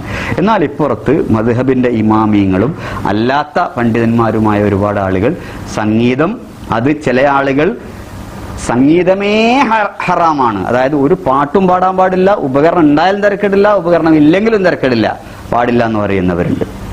ചില ആളുകൾ പാട്ട് പാടാം, പക്ഷെ എന്ത് പാടില്ല? കൊട്ട് പറ്റൂല. കൊട്ടില്ലാത്ത പാട്ടുണ്ടല്ലോ, ഉപകരണമില്ലാത്ത പാട്ട് പറ്റും എന്ന് പറയുന്ന പണ്ഡിതന്മാരുണ്ട്. ഉപകരണം ഉണ്ടായാലും ഉപകരണം ഇല്ലെങ്കിലും പാട്ട് നല്ലതിനാണെങ്കിൽ അനുവദനീയമാണ്. ഉപകരണം ഉണ്ടായാലും ഉപകരണം ഇല്ലെങ്കിലും പാട്ട് ചീത്തക്കാണ് നിങ്ങൾ ഉപയോഗിക്കുന്നതെങ്കിൽ അത് ഹറാമാണ് എന്ന് പറയുന്ന പണ്ഡിതന്മാരുമുണ്ട്. ഈ അവസാനം പറഞ്ഞ ഈ പണ്ഡിതന്മാരുടെ അഭിപ്രായമാണ് പ്രമാണങ്ങളോട് കൂടുതൽ ചേർന്ന് നിൽക്കുന്നത് എന്നാണ് എനിക്ക് മനസ്സിലായിട്ടുള്ളത്. എന്താണ് ആ അഭിപ്രായം? കൊട്ടും പാട്ടും, അതായത് ഉപകരണം ഉണ്ടാവട്ടെ ഇല്ലാതാകട്ടെ, നല്ലതിനാണ് നിങ്ങൾ ഈ പാട്ട് ഉപയോഗിക്കുന്നതെങ്കിൽ അത് നല്ലതാണ്. കൊട്ടുണ്ടാവട്ടെ ഇല്ലാതിരിക്കട്ടെ, പാട്ടും കൊട്ടും നിങ്ങൾ ചീത്ത കാര്യത്തിനാണ് ഉപയോഗപ്പെടുത്തുന്നതെങ്കിൽ അത് ചീത്തയാണ്. അപ്പൊ സംഗീതം എന്ന് പറയുന്ന ഈ സാധനം ഹറാമാണോ ഹലാലാണോ എന്നതല്ല, സംഗീതം നിങ്ങൾ എന്തിനു വേണ്ടി ഉപയോഗിക്കുന്നു എന്നതിനെ ആശ്രയിച്ചിരിക്കും. സംഗീതം നല്ലതിനു വേണ്ടി ഉപയോഗിക്കുകയാണെങ്കിൽ നല്ലതാണ്, ചീത്തക്ക് വേണ്ടി ഉപയോഗിക്കുകയാണെങ്കിൽ ചീത്തയാണ്. ഒരാൾ ചോദിക്കുകയാണ് കത്തി ഹറാമാണോ ഹലാലാണോ? നിങ്ങൾക്ക് മറുപടി പറയാൻ പറ്റുമോ? എന്തായിരിക്കും നിങ്ങളുടെ മറുപടി? കത്തി നിങ്ങൾ എന്തിനാ ഉപയോഗിക്കുന്നതിനനുസരിച്ചിരിക്കും. കത്തി ഒരാളെ കുത്തിക്കൊല്ലാൻ ഉപയോഗിക്കുകയാണെങ്കിൽ അത് ഹറാമാണ്. കത്തി നിങ്ങൾ വീട്ടില് പച്ചക്കറി അറിയാനോ മീൻ അറിയാനോ അല്ല മീൻ മുറിക്കാനൊക്കെ ഉപയോഗിക്കണമെങ്കിൽ അത് നല്ല ഹലാലാണ്, തെറ്റല്ല. ഇപ്പൊ കത്തി എന്താണ് എന്ന് ചോദിച്ചതിന് മറുപടിയില്ല, കത്തി എന്തിനു ഉപയോഗിക്കുന്നു എന്നതുപോലെ ഒരു ഉപകരണമാണ് സംഗീതം. ആ സംഗീതത്തെ നിങ്ങൾ എന്തിനു ഉപയോഗിക്കുന്നു എന്നതിനെ ആശ്രയിച്ചിരിക്കും. ഇതാണ് ആ വിഷയത്തിൽ പ്രധാനമായും പറഞ്ഞിട്ടുള്ള ഏറ്റവും പ്രമാണങ്ങളോട് അടുത്തു നിൽക്കുന്ന തെളിവ്. ഇനി സംഗീതം ഹലാലാണോ ഹറാമാണോ എന്നുള്ള ഒരു ചോദ്യം ഉയരുമ്പോൾ ആദ്യം നമ്മൾ പരിശോധിക്കേണ്ടത് ഹലാലിനെ കുറിച്ചും ഹറാമിനെ കുറിച്ചും ആദ്യം ഒരു മനസ്സിലൊരു ഇസ്ലാമികമായ ഒരു ധാരണ ആദ്യം നമ്മൾ ഉണ്ടാക്കണം. ഒരു കാര്യം അടിസ്ഥാനപരമായി ഹലാലാണോ ഹറാമാണോ? നിങ്ങളുടെ അഭിപ്രായത്തിൽ ഏത് കാര്യമാവട്ടെ ആ അടിസ്ഥാനം എന്താ? ഹലാലാണ്. ഒരു കാര്യത്തില് ഒന്നും പറഞ്ഞിട്ടില്ലെങ്കിൽ അതെന്താണ്? ഹലാലാണ്. പിന്നെ എന്തിനാ തെളിവ് വേണ്ടത്? ഹറാമാണ് എന്നുള്ളതിനാണ് തെളിവ് വേണ്ടത്. അപ്പോൾ ഞാൻ ഒന്നുകൂടി ആവർത്തിക്കാം, ഏത് കാര്യത്തിന്റെയും അടിസ്ഥാനം എന്താണ്? ഹലാലാണ്. ഏത് കാര്യത്തിന്റെയും അടിസ്ഥാനം ഹലാലാണ്. അത് ഹലാലല്ല ഹറാമാണ് എന്നതിന് തെളിവ് വേണം. ഇതിനാണ് അപ്പൊ ശരിക്കും പറഞ്ഞാൽ ഒരു കാര്യം ഹലാലാണ് എന്നതിന് എന്ത് വേണ്ട? തെളിവ് വേണ്ട. ഒരു കാര്യം ഹറാമാണ് എന്നതിന് തെളിവ് വേണം. ഇത് ഇസ്ലാമിന്റെ കർമ്മശാസ്ത്രത്തിന്റെ അസ്ലാണ്, അടിത്തറയാണ്. ഇത് വെച്ചുകൊണ്ടായിരിക്കണം നമ്മൾ എല്ലാ കാര്യങ്ങളെയും മനസ്സിലാക്കേണ്ടത്. ഇനി സംഗീതം ഹറാമാണ് എന്ന് പറയുന്ന പണ്ഡിതന്മാരുണ്ട്. അവർ ഉദ്ധരിക്കുന്ന പ്രധാനപ്പെട്ട തെളിവുകളിലൂടെ നമുക്കൊന്ന് പോയി നോക്കാം. മനസ്സിലാക്കുമ്പോൾ ഒരു വിഷയമായി പഠിക്കുമ്പോൾ ഇതൊക്കെ നമ്മളൊന്ന് അറിഞ്ഞിരിക്കണം. ഖുർആനിൽ, ഹദീസിൽ, ഇതാണല്ലോ പ്രധാനപ്പെട്ട ഇസ്ലാമിന്റെ പ്രമാണങ്ങൾ, ഖുർആനും ഹദീസും. ഖുർആനിൽ നിന്നും ഹദീസിൽ നിന്നും വ്യക്തമായും സംഗീതം ഹറാമാണ് എന്ന് വ്യക്തമാക്കുന്ന ഒരു തെളിവും നമുക്ക് കിട്ടുകയില്ല എന്നതാണ് ഞാൻ പഠിച്ചിടത്തോളം മനസ്സിലായിട്ടുള്ളത്. അല്ലാഹു സുബ്ഹാനഹു വ തആല ചോദിക്കാണ്, ഖുൽ, ചോദിക്കുക, മൻ ഹറമ സീനത്തല്ലാഹി അല്ലതി അഖ്റജ ലിഇബാദിഹി വത്വയ്യിബാതി മിനർ റിസ്ഖ്. അല്ലാഹു സുബ്ഹാനഹു വ തആല ചോദിക്കാണ്, അല്ലാഹു തന്റെ അടിമകൾക്ക് വേണ്ടി പുറപ്പെടുവിച്ച നൽകിയ അലങ്കാരങ്ങളും ഉത്തമമായ ആഹാര പദാർത്ഥങ്ങളും ആരാണോ ഹറാമാക്കുന്നത്? ഒന്നും കൂടി ആയത്ത് ഞാൻ ഓതാം. ഖുൽ, ചോദിക്കുക, മൻ ഹറമ സീനത്തല്ലാഹി അല്ലതി അഖ്റജ ലിഇബാദിഹി വത്വയ്യിബാതി മിനർ റിസ്ഖ്. തന്റെ അടിമകൾക്ക് അല്ലാഹു അനുവദിച്ചിട്ടുള്ള അലങ്കാരങ്ങൾ, സൗന്ദര്യങ്ങൾ, നല്ല ഭക്ഷണങ്ങളൊക്കെ ഹറാമാക്കാൻ ആരാണ് നിനക്ക് അധികാരം നൽകിയത് എന്ന അള്ളാഹുവിന്റെ വളരെ വളരെ ഗൗരവത്തിലുള്ള ചോദ്യമാണ്. നമ്മൾ അതിന്റെ തെളിവുകളിലേക്ക് വരുന്നതിന് മുമ്പ് ഒരു ആമുഖം ഞാൻ പറയാം. ഇസ്ലാം പ്രകൃതി മതമാണ്. ഇതാർക്കെങ്കിലും എതിർപ്പുണ്ടോ? ഇസ്ലാം പ്രകൃതി മതമാണ്. പ്രകൃതിയോട് യോജിച്ചുകൊണ്ടാണ് ഇസ്ലാമിന്റെ എല്ലാ നിയമങ്ങളും.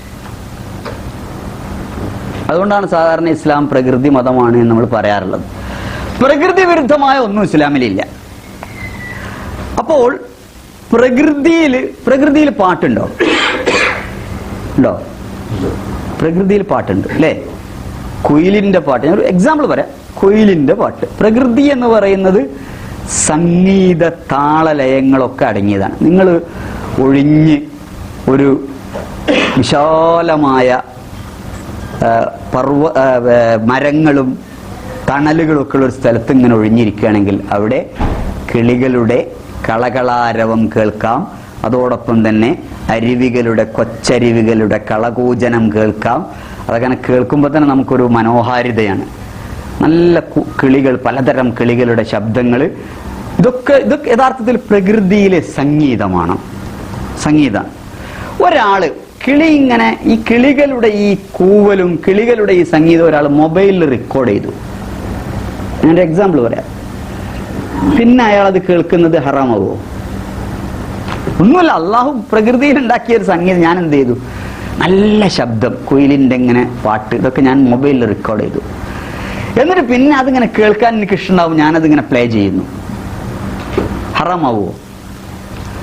യഥാർത്ഥത്തിൽ ഹറാമാകാൻ യാതൊരു ന്യായമല്ല. കാരണം പ്രകൃതിയിൽ ഈ കാണുന്ന ഈ സംഗീതം അള്ളാഹു ഹറാമാക്കിയിട്ടില്ല. മൻ ഹറമ സീനത്തല്ലാഹ്, അതിന് അള്ളാഹ് അനുവാദം തന്നിട്ടില്ല. പക്ഷെ അത് ഞാൻ എന്ത് ചെയ്തു? ഒന്ന് റെക്കോർഡ് ചെയ്തു. എന്നിട്ട് കേൾക്കുമ്പോൾ അതെങ്ങനെ പിന്നെ ഹറാമാവുക? ഇനി വേറെ ചില ആൾക്കാരുണ്ട്, അവര് ഈ പ്രകൃതിയിൽ നമ്മൾ കേൾക്കുന്ന ഈ ശബ്ദങ്ങൾ അതിനേക്കാൾ നന്നായിട്ട് അവർ വായ കൊണ്ടുണ്ടാക്കും അല്ലേ? അവർക്ക് എന്താ പറയാ? മിമിക്രി ആർട്ടിസ്റ്റുകൾ എന്ന് പറയും. ചിലതൊക്കെ കാണുമ്പോൾ നമ്മൾ മൂക്കത്ത് വിരൽ വെച്ചു. കുയിലിന്റെ ശബ്ദം, അതോടൊപ്പം തന്നെ ചീവീടിന്റെ ശബ്ദം, ഇതൊക്കെ ഇങ്ങനെ ഒക്കെ കൂടി പിന്നെ മിക്സ് ചെയ്തിട്ട് ഒരൊറ്റ ആൾ അയാളുടെ വായ കൊണ്ടാണ് ഉണ്ടാക്കുന്നത്. അത് ഹറാമാവോ?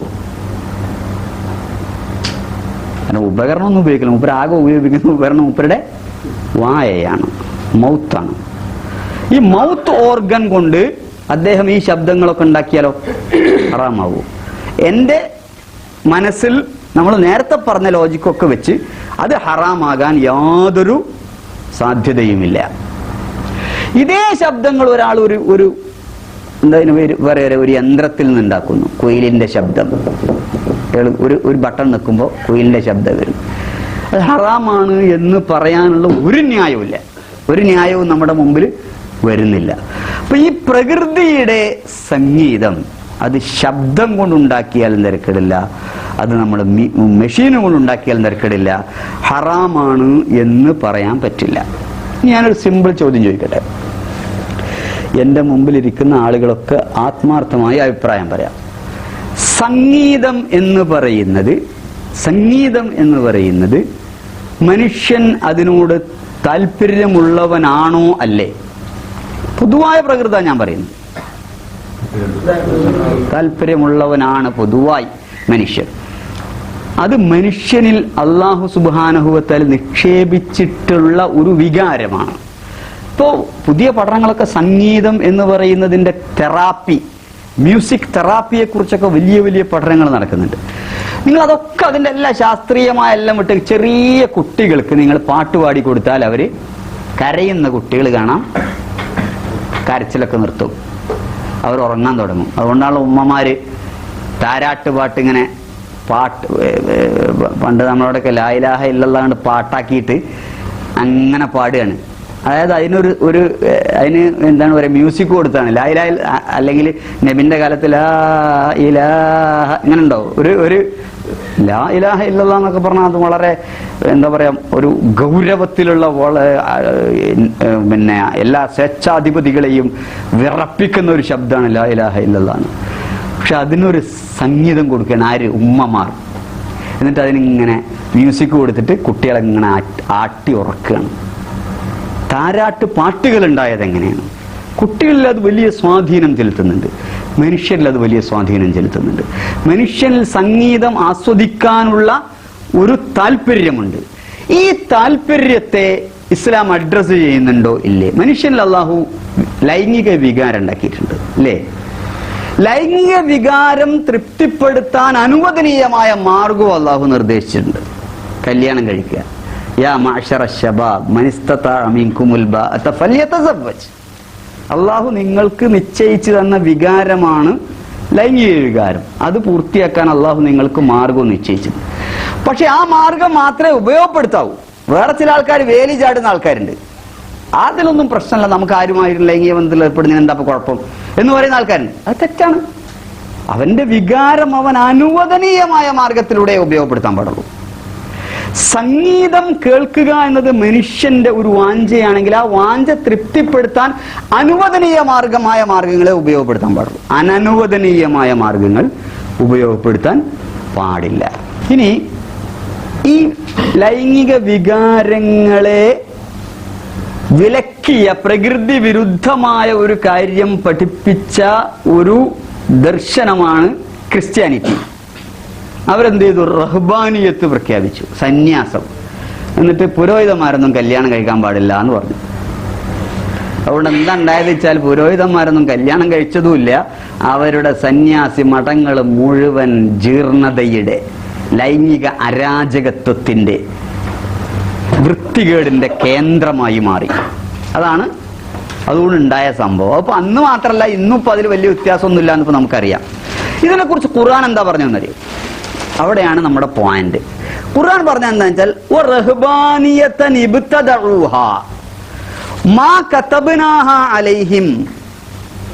ഈ റഹ്ബാനിയത്ത് അവർ സ്വയം ഉണ്ടാക്കിയതാ, നമ്മൾ അവരോട് പറഞ്ഞിട്ടില്ല. എന്തെങ്കിലും കല്യാണം കഴിക്കരുത് നമ്മൾ പറഞ്ഞിട്ടില്ല. പക്ഷെ അവര് പറഞ്ഞു അള്ളാഹുലേക്കൊക്കെ എത്താൻ, ദൈവത്തിലേക്ക് എത്താൻ നല്ലത് കല്യാണം കഴിക്കാതിരിക്കലാണ്.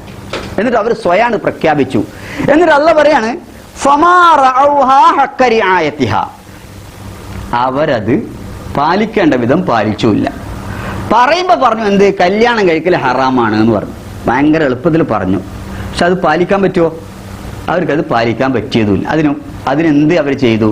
തെറ്റായ മാർഗങ്ങൾ അവരവലംബിക്കാൻ തുടങ്ങി. ഏതാണ് സംഭവിച്ചതെന്ന് ഖുർആൻ പറയും. അപ്പൊ നിങ്ങൾ സാധ്യമല്ലാത്ത, ഹറാമല്ലാത്തൊരു കാര്യം ഹറാമാന്ന് വേഗം പ്രഖ്യാപിച്ചാൽ എന്ത് ചെയ്യും? നിങ്ങൾക്ക് പ്രഖ്യാപിക്കാനൊക്കെ എളുപ്പമായിരിക്കും. ജീവിതത്തിൽ അത് കൊണ്ടു നടക്കാൻ കഴിയില്ല. ഇനി വേറൊരു ഉദാഹരണം പറയാം.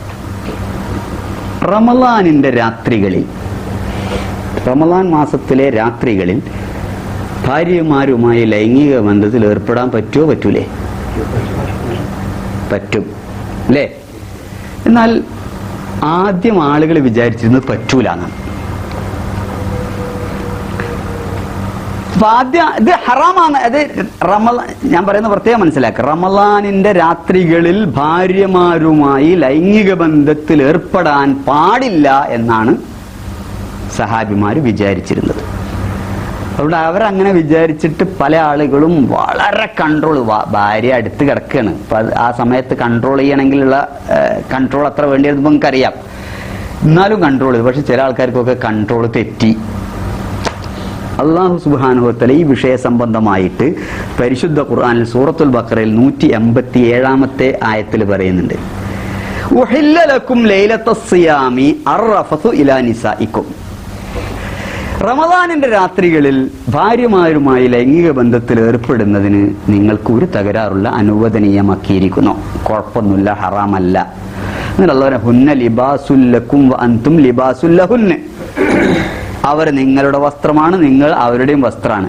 രാത്രി ആയിക്കഴിഞ്ഞാൽ നിങ്ങൾക്ക് രണ്ടാക്കും കൂടി ഒറ്റ വസ്ത്രമേ ഉണ്ടാവുള്ളൂ എന്നുള്ള എന്തില്ല, തർക്കമില്ല.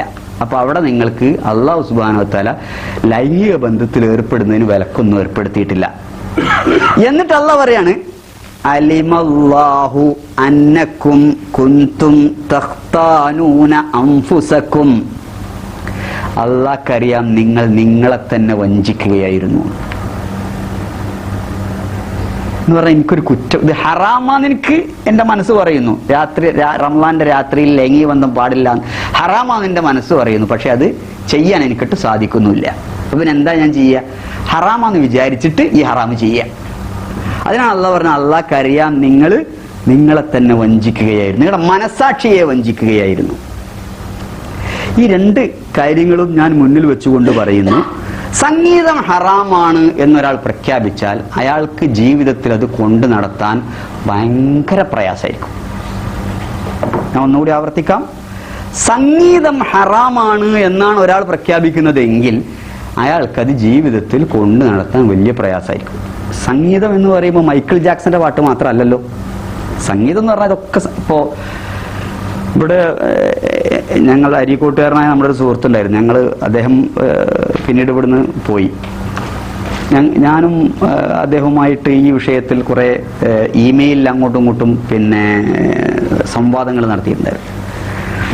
അപ്പോ ഞാൻ അദ്ദേഹത്തോട് പ്രധാനമായി സംഗീതം എന്ന് പറഞ്ഞാൽ എന്താണ്, സംഗീതം എന്ന് പറഞ്ഞാൽ എന്താന്ന് നിർവചിച്ചു കഴിഞ്ഞാലാണല്ലോ അത് ഹറാമാണ് ഹലാലെന്ന് പറയുന്നത്. സംഗീതം എന്ന് പറയുന്നത് ഈ പറയപ്പെട്ട ശബ്ദങ്ങളാണ് എന്നാണ് പറയുന്നത്. അങ്ങനെയാണെങ്കിൽ നിങ്ങൾക്ക് മൊബൈലുണ്ടോ? നിങ്ങളെല്ലാവരും കയ്യിൽ മൊബൈലുണ്ട്. സംഗീതം ഹറാമാന്ന് പറയുമ്പോൾ അയാൾക്ക് റിംഗ് ടോൺ ഉപയോഗിക്കാൻ പറ്റുമോ? ഞാൻ സിമ്പിൾ ഒരു ക്വസ്റ്റ്യൻ ചോദിക്കണം. റിംഗ് ടോൺ അതെന്താണ്? സംഗീതമാണ്. വീട്ടിൽ ബെല്ലില്ലേ, കോളിംഗ് ബെല്ല് നിൽക്കുകയാണ് അടിക്കുന്നത്, അതെന്താണ്? മ്യൂസിക്കാണ്. പിന്നെ ഇപ്പം എന്താ ചെയ്യാൻ പറ്റുള്ളൂ? ഹറാമാണ്, പക്ഷെ ഇതൊക്കെ കുടുങ്ങി അതൊക്കെ ഉപയോഗിക്കാം എന്ന് പറഞ്ഞിട്ട്, അപ്പോഴാണ് നേരത്തെ പറഞ്ഞത് കുന്തും തഖ്താനൂന അൻഫുസക്കും, നിങ്ങളുടെ മനസ്സിൽ കുറ്റബോധമുണ്ട്, ചെയ്യാൻ പറ്റില്ല എന്നാലും ചെയ്യാം. സംഗീതം ഹറാമാണെന്ന് വിചാരിച്ചിട്ട് ഇതൊക്കെ നമുക്ക് ചെയ്യേണ്ടി വരുന്നുവെങ്കിൽ ഞാൻ പറയുന്നത് ഇതൊക്കെ അതിന്റെ ഉദ്ദേശ്യമനുസരിച്ച് മൈക്കിൾ ജാക്സന്റെ പാട്ട് അല്ലെങ്കിൽ പിന്നെ അതുപോലെയുള്ള പോപ്പ് സംഗീതന്മാരുടെ ആട്ടും പാട്ടും വൃത്തികേടും ഹറാമാണ്, തർക്കല്ല. പക്ഷെ ഒരാൾ ഒരു പാട്ടിൽ അള്ളാഹുവിനെ സ്തുതിക്കുകയാണ്, നല്ല മനോഹരമായൊരു പാട്ട്, വാസിഫ് സാഹിബൊക്കെ പാടുന്ന പാട്ട്, അല്ലെങ്കിൽ പിന്നെ നമ്മൾ പല സന്ദർഭങ്ങളിലും പാടിയിട്ട് നബിയെ പുകഴ്ത്തിക്കൊണ്ടുള്ള പാട്ട്, ഇതൊക്കെ പാടുന്നത് അതിന് മുട്ടും അല്ലെങ്കിൽ കൊട്ടുമുണ്ട്. ആ പാട്ട് എന്തായിരുന്നാലും ഒരു മനുഷ്യന് തെറ്റിലേക്ക് നയിക്കുന്നില്ല. അത് ഹറാമാണ് എന്ന് പറയണമെങ്കിൽ നമുക്ക് വ്യക്തമായ തെളിവ് വേണം. ആ തെളിവില്ലാത്തിടത്തോളം കാലം അത് നമുക്ക് ഹറാമാണെന്ന് പറഞ്ഞുകൂടാ. ഇനി ഞാൻ 2 ലേഖനങ്ങളുടെ പ്രധാനപ്പെട്ട ചില ഭാഗങ്ങൾ വായിക്കാം. എന്നിട്ട് നമുക്ക്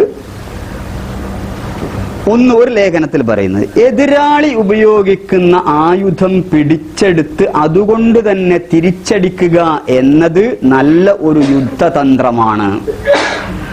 ഗാനങ്ങളും കഥാപ്രസംഗങ്ങളുമാണ് ഇന്ന് നമ്മുടെ ആദർശത്തിന് നേരെ പ്രയോഗിക്കപ്പെടുന്ന ആയുധം. ആ രംഗം നാം കൈയടക്കണം. അതേ ആയുധം കൊണ്ട് തന്നെ തിരിച്ചടിക്കണം. നബിചര്യയിൽ നമുക്കിതിന് മാതൃകയുണ്ട്. ഇസ്ലാമിന്റെ വിമർശകർക്ക് കവിതയിലൂടെ മറുപടി കൊടുക്കാൻ ഹസ്സാൻ റളിയല്ലാഹു അൻഹുവിനെ നബി സല്ലല്ലാഹു അലൈഹി വസല്ലം പ്രോത്സാഹിപ്പിച്ചിരുന്നുവല്ലോ. പിന്നെ അദ്ദേഹം പറയാണ്, ഈ രംഗത്ത് നാം അലംഭാവം കാണിച്ചാൽ നമുക്ക് പ്രതിരോധിക്കാൻ കഴിയാത്ത വിധം രംഗം വഷളാവും. ഗാനങ്ങൾക്ക് തബല കൊണ്ട് താളം കൊട്ടാമോ, ഹാർമോണിയവും വയലിനും ഗിറ്റാറും വായിക്കാമോ എന്നീ ചോദ്യങ്ങളാണ് അപ്പോൾ ഉയർന്നു വരിക. ഇതിന് മറുപടി കണ്ടെത്തിയിട്ട് നമുക്കൊന്നും ചെയ്യാനാവില്ല. എല്ലാ നിലക്കുമുള്ള താളമേളങ്ങളോടും കൂടി പാട്ടുകൾ റെക്കോർഡ് ചെയ്ത് മാർക്കറ്റിൽ ഇറക്കുകയാണ് വേണ്ടത്. അതിനെ ഇഫക്റ്റ് ഉണ്ടാക്കാൻ കഴിയൂ. അഖിലാണ്ഡൻ അല്ലാഹു ആണെൻ ആത്മാവിൽ വിശ്വസിപ്പോരെ, ആരാധ്യനായി അല്ലാഹു മാത്രം, അല്ലാഹു മാത്രം അതുപോരെ, നിങ്ങൾക്കൊരല്ലാഹു പോരെ എന്ന എസ് എ ജമീലിന്റെ വരികൾ ഏത് വിശ്വാസിയെയാണ് പുളകം കൊള്ളിക്കാത്തത്? ഏത് ഹൃദയത്തിലാണ് അത് ചാട്ടുളി പോലെ തറക്കാത്തത്? 4 മണിക്കൂർ നീണ്ട ഒരു പ്രസംഗത്തിന് ചെലുത്താൻ കഴിയാത്ത സ്വാധീനം 7 മിനിറ്റ് കൊണ്ട് അവസാനിക്കുന്ന ഈ ഗാനം കൊണ്ട് സാധിക്കും. പക്ഷേ ഇത്തരം മാധ്യമങ്ങളെ വേണ്ട പോലെ ഉപയോഗപ്പെടുത്താൻ നാം ഇപ്പോഴും മുന്നോട്ട് വന്നിട്ടില്ല. നമ്മുടെ സമ്മേളനങ്ങളിൽ ഇതിനായി പ്രത്യേകം സമയം കണ്ടെത്തുക തന്നെ വേണം. ഇതാരെഴുതിയതാ? ഞാനോ ഫായിസ് സാഹിബ് എഴുതിയ ലേഖനമല്ല ഈ പറയുന്നത്. ഇത് നമ്മുടെ കേരളത്തിലെ വളരെ പ്രഗത്ഭനായ വിചിന്തനം എന്ന ഒരു വാരികങ്ങൾ കണ്ടിട്ടുണ്ടാവും, കേട്ടിട്ടുണ്ടാവും. വിചിന്തനം വാരികയുടെ എഡിറ്ററായിരുന്ന EKM പന്നൂർ എഴുതിയതാണ് ഞാനിപ്പോ ഈ വായിച്ചത്. ഇതാണ് ചെയ്യേണ്ടത് എന്ന് അദ്ദേഹം സമൂഹത്തെ ഉത്ബോധിപ്പിക്കുകയാണ്. ഇനി KK സക്കരിയ സലാഹി എന്ന് പറഞ്ഞ പണ്ഡിതനെ നിങ്ങൾ കേട്ടിട്ടുണ്ടായി. അദ്ദേഹം അൽമനാർ എന്ന് പറയുന്ന 1988 അൽമനാറിൽ എഴുതിയ അദ്ദേഹത്തിന്റെ ലേഖനത്തിലെ ചില ഭാഗങ്ങൾ കൂടി ഈ യാന്ത്രികത്തിന്റെ ശബ്ദമുഖരിതമായ അന്തരീക്ഷത്തിൽ ശബ്ദപ്രധാനങ്ങളായ പ്രഭാഷണങ്ങൾക്കും മറ്റും മുമ്പത്തെ പോലെ പ്രതികരണം സൃഷ്ടിക്കാൻ കഴിയുന്നില്ല എന്നാണ് അദ്ദേഹത്തിന്റെ പ്രധാനപ്പെട്ട അതിൽ അദ്ദേഹം പറഞ്ഞുകൊണ്ടിരിക്കുന്നത്. എന്നിട്ട് അദ്ദേഹം ഈ പറഞ്ഞതുപോലെ തന്നെ, അതായത് നമുക്ക് ഗാനങ്ങൾ, അതുപോലെ ചിത്രീകരണങ്ങളും തെരുവ് നാടകങ്ങളുമാണ് മറ്റൊരു മാർഗം. ജനശ്രദ്ധ പിടിച്ചു പറ്റാനും ഉദ്ദേശിക്കുന്ന കാര്യങ്ങൾ ജനമനസ്സുകളിൽ പതിപ്പിക്കാനും ഈ മാധ്യമങ്ങൾക്ക് കഴിയും എന്നതിന് വർത്തമാനകാല കേരളം തന്നെ സാക്ഷിയാണ്. മതനിഷേധികളും ഭൗതികവാദികളും നിർമ്മത നിരീശ്വര ചിന്തകൾക്ക് വേരോട്ടമുണ്ടാക്കാൻ ഇവയെ നിരാക്ഷേപം ഉപയോഗിക്കുമ്പോൾ ഇസ്ലാമിക വൃത്തത്തിനകത്ത് നിന്നുകൊണ്ട് തന്നെ നമുക്കവയെപ്പറ്റി ഒന്ന് ആലോചിച്ചുകൂടെ? അൽമനാർ മാസികയിൽ 1988 ഏപ്രിലാണ് അദ്ദേഹം ഈ അഭിപ്രായം പ്രകടിപ്പിച്ചത്. നേരത്തെ EKM പന്നൂര് അദ്ദേഹം കുനിയിൽ IIA കോളേജിന്റെ സിൽവർ ജൂബിലി മാഗസിനിലുമാണ് ഈ അഭിപ്രായം പ്രകടിപ്പിച്ചത്. ഞാനിത് പറഞ്ഞത് എന്താണെന്ന് വെച്ചാൽ ഈ കാര്യങ്ങൾ തന്നെയാണ് നമുക്കും പറയാനുള്ളത്. ഞാൻ കേരളത്തിലെ പ്രഗത്ഭരായ 2 സലഫി പണ്ഡിതന്മാരെ ഉദ്ധരിച്ചു എന്ന് മാത്രമേ ഉള്ളൂ. അവരുടെ അഭിപ്രായങ്ങൾ, അവർ മുമ്പ് പറഞ്ഞ അഭിപ്രായങ്ങൾ ഉദ്ധരിച്ചു എന്നേ ഉള്ളൂ. നല്ല രൂപത്തിൽ സംഗീതത്തെ ഇസ്ലാമിക പ്രബോധനത്തിനും പ്രചാരണത്തിനും വേണ്ടി ഉപയോഗിക്കുകയാണ് വേണ്ടത്. ഞാനിതിന്റെ തുടക്കത്തിൽ പറഞ്ഞ അതേ വീക്ഷണം, അതേ ആശയമാണ് ഇതും മുന്നിൽ വെക്കുന്നത്. ഇനി നിങ്ങൾ ചരിത്രമൊക്കെ ഒന്നെടുത്ത് പരിശോധിച്ചു. കമ്മ്യൂണിസ്റ്റ് പാർട്ടിക്ക് നമ്മുടെ നാട്ടിൽ കാര്യമായ വേരോട്ടം ഉണ്ടാക്കാൻ പ്രധാനമായും സഹായിച്ചത് അവരുടെ നാടകങ്ങളാണ്, അല്ലേ? KPAC അതിലെ നാടകങ്ങൾ, നിങ്ങൾ എന്നെ കമ്മ്യൂണിസ്റ്റ് ആക്കി, ഇത് ഭൂമിയാണ്, ഇത് ഭൂമിയാണെന്നൊക്കെയുള്ള നാടകത്തിൽ, ശരിക്കും ആ നാടകത്തിൽ മുസ്ലിങ്ങളെയൊക്കെ ചിത്രീകരിക്കുന്നത് നമ്മൾ കാണാൻ ഈ തൊലി ഉരിഞ്ഞു പോകും. ഇന്നിപ്പോ ഏതൊരു ഡോക്ടർ എന്താണ് ഗോപാല കൃഷ്ണനോ ഏതോ മുസ്ലിങ്ങളെ കുറിച്ച് പറഞ്ഞിട്ടില്ലേ? അതിന്റെയൊക്കെ ഒരു കലാപരമായ വെർഷൻ. കമ്മ്യൂണിസ്റ്റ് പാർട്ടിക്ക് നല്ല വേരോട്ടം ഉണ്ടാക്കുന്നതിൽ അവരുടെ ഈ നാടകങ്ങൾ, അവരുടെ സാഹിത്യ പ്രവർത്തനങ്ങളൊക്കെ വലിയ വലിയ പങ്ക് വഹിച്ചിട്ടുണ്ട്. ഇവിടെ ഈ ലേഖനത്തിൽ പറഞ്ഞിട്ടില്ല, ഹസ്സാൻ ഇബ്നു സാബിത്ത് നബി സല്ലല്ലാഹു അലൈഹി വസല്ലമയുടെ കവിയായിരുന്നു. കവിതയിലൂടെ മറുപടി പറയാൻ നബി സല്ലല്ലാഹു അലൈഹി വസല്ലം അദ്ദേഹത്തോട് ആവശ്യപ്പെടുകയായിരുന്നു. എന്നാൽ ഞാൻ ഒരു കാര്യം നിങ്ങളോട് പറയാം. ഒരാൾ പറയാണ്, എന്റെ മുമ്പിൽ വന്നിട്ട് ഒരാൾ പറയാണ് കവിത ഹറാമാണ്. അങ്ങനെ പറയുകയാണെങ്കിൽ നിങ്ങൾ അതിനെന്തായിരിക്കും മറുപടി പറയാ? സംഗീതം അടക്കട്ടെ, കവിത ഹറാമാണെന്ന് പറഞ്ഞാലോ? കവിത ഹറാമാ?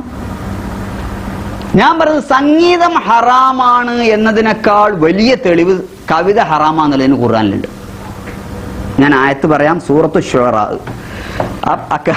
പിന്നെ സൂറത്തിന്റെ പേരെന്നെ കവികൾ എന്നാണ്. ആ സൂറത്തില് 224 ആയത്തിൽ പറയുന്നത് എന്താണെന്നറിയോ? വശുഅറാഉ യത്തബിഉഹുമുൽ ഗാവൂൻ. വഴിപിഴച്ചവർ, വഴിതെറ്റിയവരാണ് കവികളുടെ പിന്നാലെ പോകുന്നവർ. ഒരായത്താണിത്. കവികളുടെ പിന്നാലെ പോകുന്നവർ വഴിപിഴച്ചവരാണ്.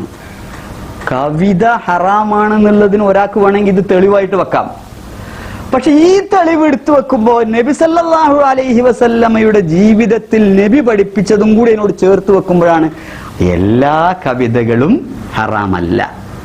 മോശപ്പെട്ട കവിതകൾ, ഇസ്ലാമിനെ പരിഹസിക്കുന്ന കവിതകൾ, നബിയെ പരിഹസിക്കുന്ന കവിതകൾ, ഇസ്ലാമിൽ നാളെ തെറ്റിക്കാൻ ഉപയോഗിക്കുന്ന കവിതകൾ, അതിനെക്കുറിച്ചാണ് ഖുർആനിൽ ഈ പറഞ്ഞത് എന്ന് നബി സല്ലല്ലാഹു അലൈഹി വസല്ലമയുടെ ചരിത്രത്തിൽ നിന്ന് നമുക്ക് മനസ്സിലാക്കാൻ പറ്റും. എങ്ങനെയാണ് മനസ്സിലാക്കുന്നത്? നബിയെ പരിഹസിച്ചുകൊണ്ടും കളിയാക്കിക്കൊണ്ടും അവിടുത്തെ മുശ്രിക്കുകളുടെ കവിതകൾ ഇങ്ങനെ മണിമണിയായിട്ട് ചൊല്ലുമ്പോൾ നബി ഹസ്സാനോട് പറയണം, അവർക്ക് നീ അതേ ഭാഷയിൽ മറുപടി കൊടുക്കും. അങ്ങനെ കവിതയിലൂടെയാണ് ഹസ്സാൻ ഇബ്നു സാബിത്ത്. ഹസ്സാൻ ഇബ്നു സാബിത്തിന്റെ വിശേഷം എന്താണെന്നറിയോ? ഷാഇറുർ റസൂൽ എന്നാണ്, റസൂലിന്റെ കവി. ഖുർആൻ പറയുന്നത് വശ്ശുഅറാഉ യത്തബിഉഹുമുൽ ഗാവൂൻ, കവികളെ പിന്തുടരുന്നവർ വഴിതെറ്റിയവരാണ്. ഹസ്സാൻ ഇബ്നു സാബിത്തോ നല്ല കവിതയാണെങ്കിൽ ഇതിലെ പെടൂല എന്ന വ്യക്തം, നബിയുടെ ഈ ചരിത്രത്തിൽ നിന്ന് വ്യക്തം. അപ്പൊ സംഗീതത്തെയും നമ്മൾ മനസ്സിലാക്കേണ്ടത് ഇങ്ങനെയാണ്. ഇനി എന്റെ ചെറുപ്പകാലത്ത്, നിങ്ങളുടെയൊക്കെ ചെറുപ്പം ഇങ്ങനെയൊക്കെ തന്നെ ആയിരിക്കും ഞാൻ മനസ്സിലാക്കും. എന്റെ ചെറുപ്പകാലത്ത് ഞാൻ കല്യാണം കഴിച്ചിരിക്കുന്നത് മഞ്ചേരിയിലെ ഒരു പ്രഗത്ഭമായ ഒരു മുസ്ലിയാർ കുടുംബത്തിൽ നിന്നാണ്. അബ്ദുറഹ്മാൻ മുസ്ലിയാർ എന്ന് പറഞ്ഞാൽ മഞ്ചേരിയിലെ മഹല്ലിലെ വളരെ പ്രഗത്ഭനായ, അവിടുത്തെ ഖാളി, അവിടുത്തെ പ്രഗത്ഭനായ പണ്ഡിതനായിരുന്നു അദ്ദേഹം. ഞങ്ങളുടെ മഹല്ല് പള്ളിയുടെ നേരെ മുമ്പിലായിരുന്നു അവരുടെ തറവാട്ടിലെ വീട്. എനിക്ക് ഓർമ്മയുണ്ട്, എൻ്റെ ചെറുപ്പത്തിൽ നാട്ടിൽ വലിയൊരു പ്രശ്നം. അബ്ദുറഹ്മാൻ മുസ്ലിയാരുടെ വീട്ടിൽ TV വെച്ചിരിക്കുന്നു. ഭയങ്കര പ്രശ്നം. ഹറാമായ TV വീട്ടിൽ വെച്ചിരിക്കുക, അതും ഒരു മുസ്ലിം കുടുംബത്തിൽ. TV എന്നത് ഹറാമാണ് എന്ന കാര്യത്തിൽ ആർക്കും തർക്കമില്ല. TV ഹറാമാണ്. ആ ഹറാമായ TV ഒരു പള്ളിയിലെ കാളിയരായിരുന്ന ഒരു മുസ്ലിം കുടുംബത്തിൽ കൊണ്ടുവന്ന് വെച്ചിരിക്കുന്നു. ഇതായിരുന്നു അന്നത്തെ പ്രധാനപ്പെട്ട ചർച്ച. ഇന്നിപ്പോ അങ്ങനത്തെ ചർച്ച എവിടെയെങ്കിലും നടക്കുന്നുണ്ട്? TV ഹറാമാണ് എന്ന് ആരും പറയുന്നില്ല എന്ന് മാത്രമല്ല, TV ഒക്കെ ഇസ്ലാമിക പ്രബോധനത്തിന് വേണ്ടി ഉപയോഗപ്പെടുത്തണം. ഇന്റർനെറ്റ് വന്ന കാലം നിങ്ങൾക്ക് ഓർമ്മയുണ്ട്? ഇന്റർനെറ്റ് വന്ന കാലം കാര്യമായി ആൾക്കാരുടെ പണി ഇന്റർനെറ്റിലേക്ക് പോകരുതേ, അവിടെ വൃത്തികേടാണ്, തമ്മാടിത്തമാണ്, അങ്ങോട്ട് പോകരുതേ. എനിക്ക് ഓർമ്മയുണ്ട്, ഒരുപാട് ലേഖനം ഞാൻ വായിച്ചിട്ടുണ്ട്. മുസ്ലിങ്ങൾ ഇന്റർനെറ്റിൽ നിന്ന് ആദ്യം ഒന്ന് പേടിച്ച് അകന്നിക്കുക ചെയ്തു. കാരണം ഇന്റർനെറ്റ് എന്ന് പറയുന്നത് അതൊരു തമ്മാടിത്തത്തിന്റെ ലോകമാണ്. പക്ഷെ പിന്നെ ഇപ്പൊ ആരെങ്കിലും പറയണ്ടോ ഇന്റർനെറ്റ് ഹറാമാന്ന്? ഇനി അഥവാ ഇന്റർനെറ്റ് ഹറാമാന്ന് പറഞ്ഞ ആൾക്കാരന് അത് പറയണത് ഏലേന്നറിയോ? യൂട്യൂബിലൂടെ. ഇതാണ് ഇന്നത്തെ അവസ്ഥ. അതായത് ആദ്യം നമ്മളൊന്ന് അറച്ച് പകച്ചു നിൽക്കുകയാണ് ഒരു സംഗതി വരുമ്പോ. യഥാർത്ഥത്തിൽ ആ ഇന്റർനെറ്റ് വൃത്തികേടുകളുടെ തമ്മാടിത്തത്തിന്റെ കൂത്തരങ്ങായ ഒരു വശം അതിനുണ്ട്. അത് വിചാരിച്ചിട്ട് അവർ കൈകാര്യം ചെയ്തിട്ട് നമ്മൾ മാറിക്കാന്നാണ്. അല്ല, അതിന് നല്ല രൂപത്തിൽ നമുക്ക് എന്തുകൊണ്ട് ഉപയോഗപ്പെടുത്തിക്കൂടാ? ചെകുത്താന്മാർക്ക് അത് വിട്ടുകൊടുക്കുകയാണോ വേണ്ടത്? ഇനി അത് ഹറാമാക്കിയതുകൊണ്ട് ഇതിന് ദുരുപയോഗം തടയാൻ പറ്റുമോ? ഇല്ല. അപ്പൊ നമ്മൾ എന്താ ചെയ്യേണ്ടത്? ബദൽ സമർപ്പിക്കാൻ വേണ്ടത്. ഇന്റർനെറ്റിലൂടെ വൃത്തികേടുകൾ വരുന്നുണ്ട്, നല്ലത് ഇന്റർനെറ്റിലൂടെ കൊടുക്കുക, അതല്ലേ ബദൽ എന്ന് പറയുന്നത്. സംഗീതം ഒരുപാട് മോശം. സംഗീതം എന്ന് പറഞ്ഞാൽ പൊതുവെ ലോകത്ത് സംഗീതത്തിന്റെ കൂട്ടത്തിലുള്ളതാണ് ഡാൻസ്. ഞാൻ പറയുന്നത് ഈ മഹാന്മാരായ പണ്ഡിതന്മാരൊക്കെ സംഗീതം ഹറാമാണെന്ന് പറയുമ്പോൾ അവരുടെ മുമ്പിലുള്ളത് ഈ കൂത്താട്ട ഡാൻസാണ്, അതിന്റെ പാട്ടാണ്. അത് ഹറാമാണെന്നുള്ള കാര്യത്തിൽ ഒരു സംശയമില്ല. അത് ഹറാമാണെന്നുള്ളത് 100 വട്ടം ഹറാമാണ്. പക്ഷെ അത് മാത്രമല്ല സംഗീതം. സംഗീതം എന്ന് പറയുന്നത് ഇവരുടെ ഈ കൂത്താട്ട ഡാൻസും പാട്ടുമാണെന്ന് ആരാ പറഞ്ഞത്? ഇപ്പുറത്ത് നല്ലതിനു വേണ്ടി നിങ്ങൾക്ക് ഉപയോഗപ്പെടുത്തിക്കൂടെ? നല്ലതിനു വേണ്ടി ഉപയോഗപ്പെടുത്തിയിട്ടൊരു ബദൽ നമ്മൾ കാണിച്ചു കൊടുക്കല്ലേ വേണ്ടത്? അങ്ങനെയുള്ള സാധ്യതയെ നമ്മൾ എന്തുകൊണ്ട് ഉപയോഗപ്പെടുത്തുന്നില്ല എന്നുള്ളതാണ്. ഇനി ഞാൻ നിങ്ങൾക്ക് മനസ്സിലാക്കാൻ വേണ്ടി വളരെ രസകരമായ ചില കാര്യങ്ങൾ കൂടി നിങ്ങളുടെ മുമ്പിൽ വെക്കുക.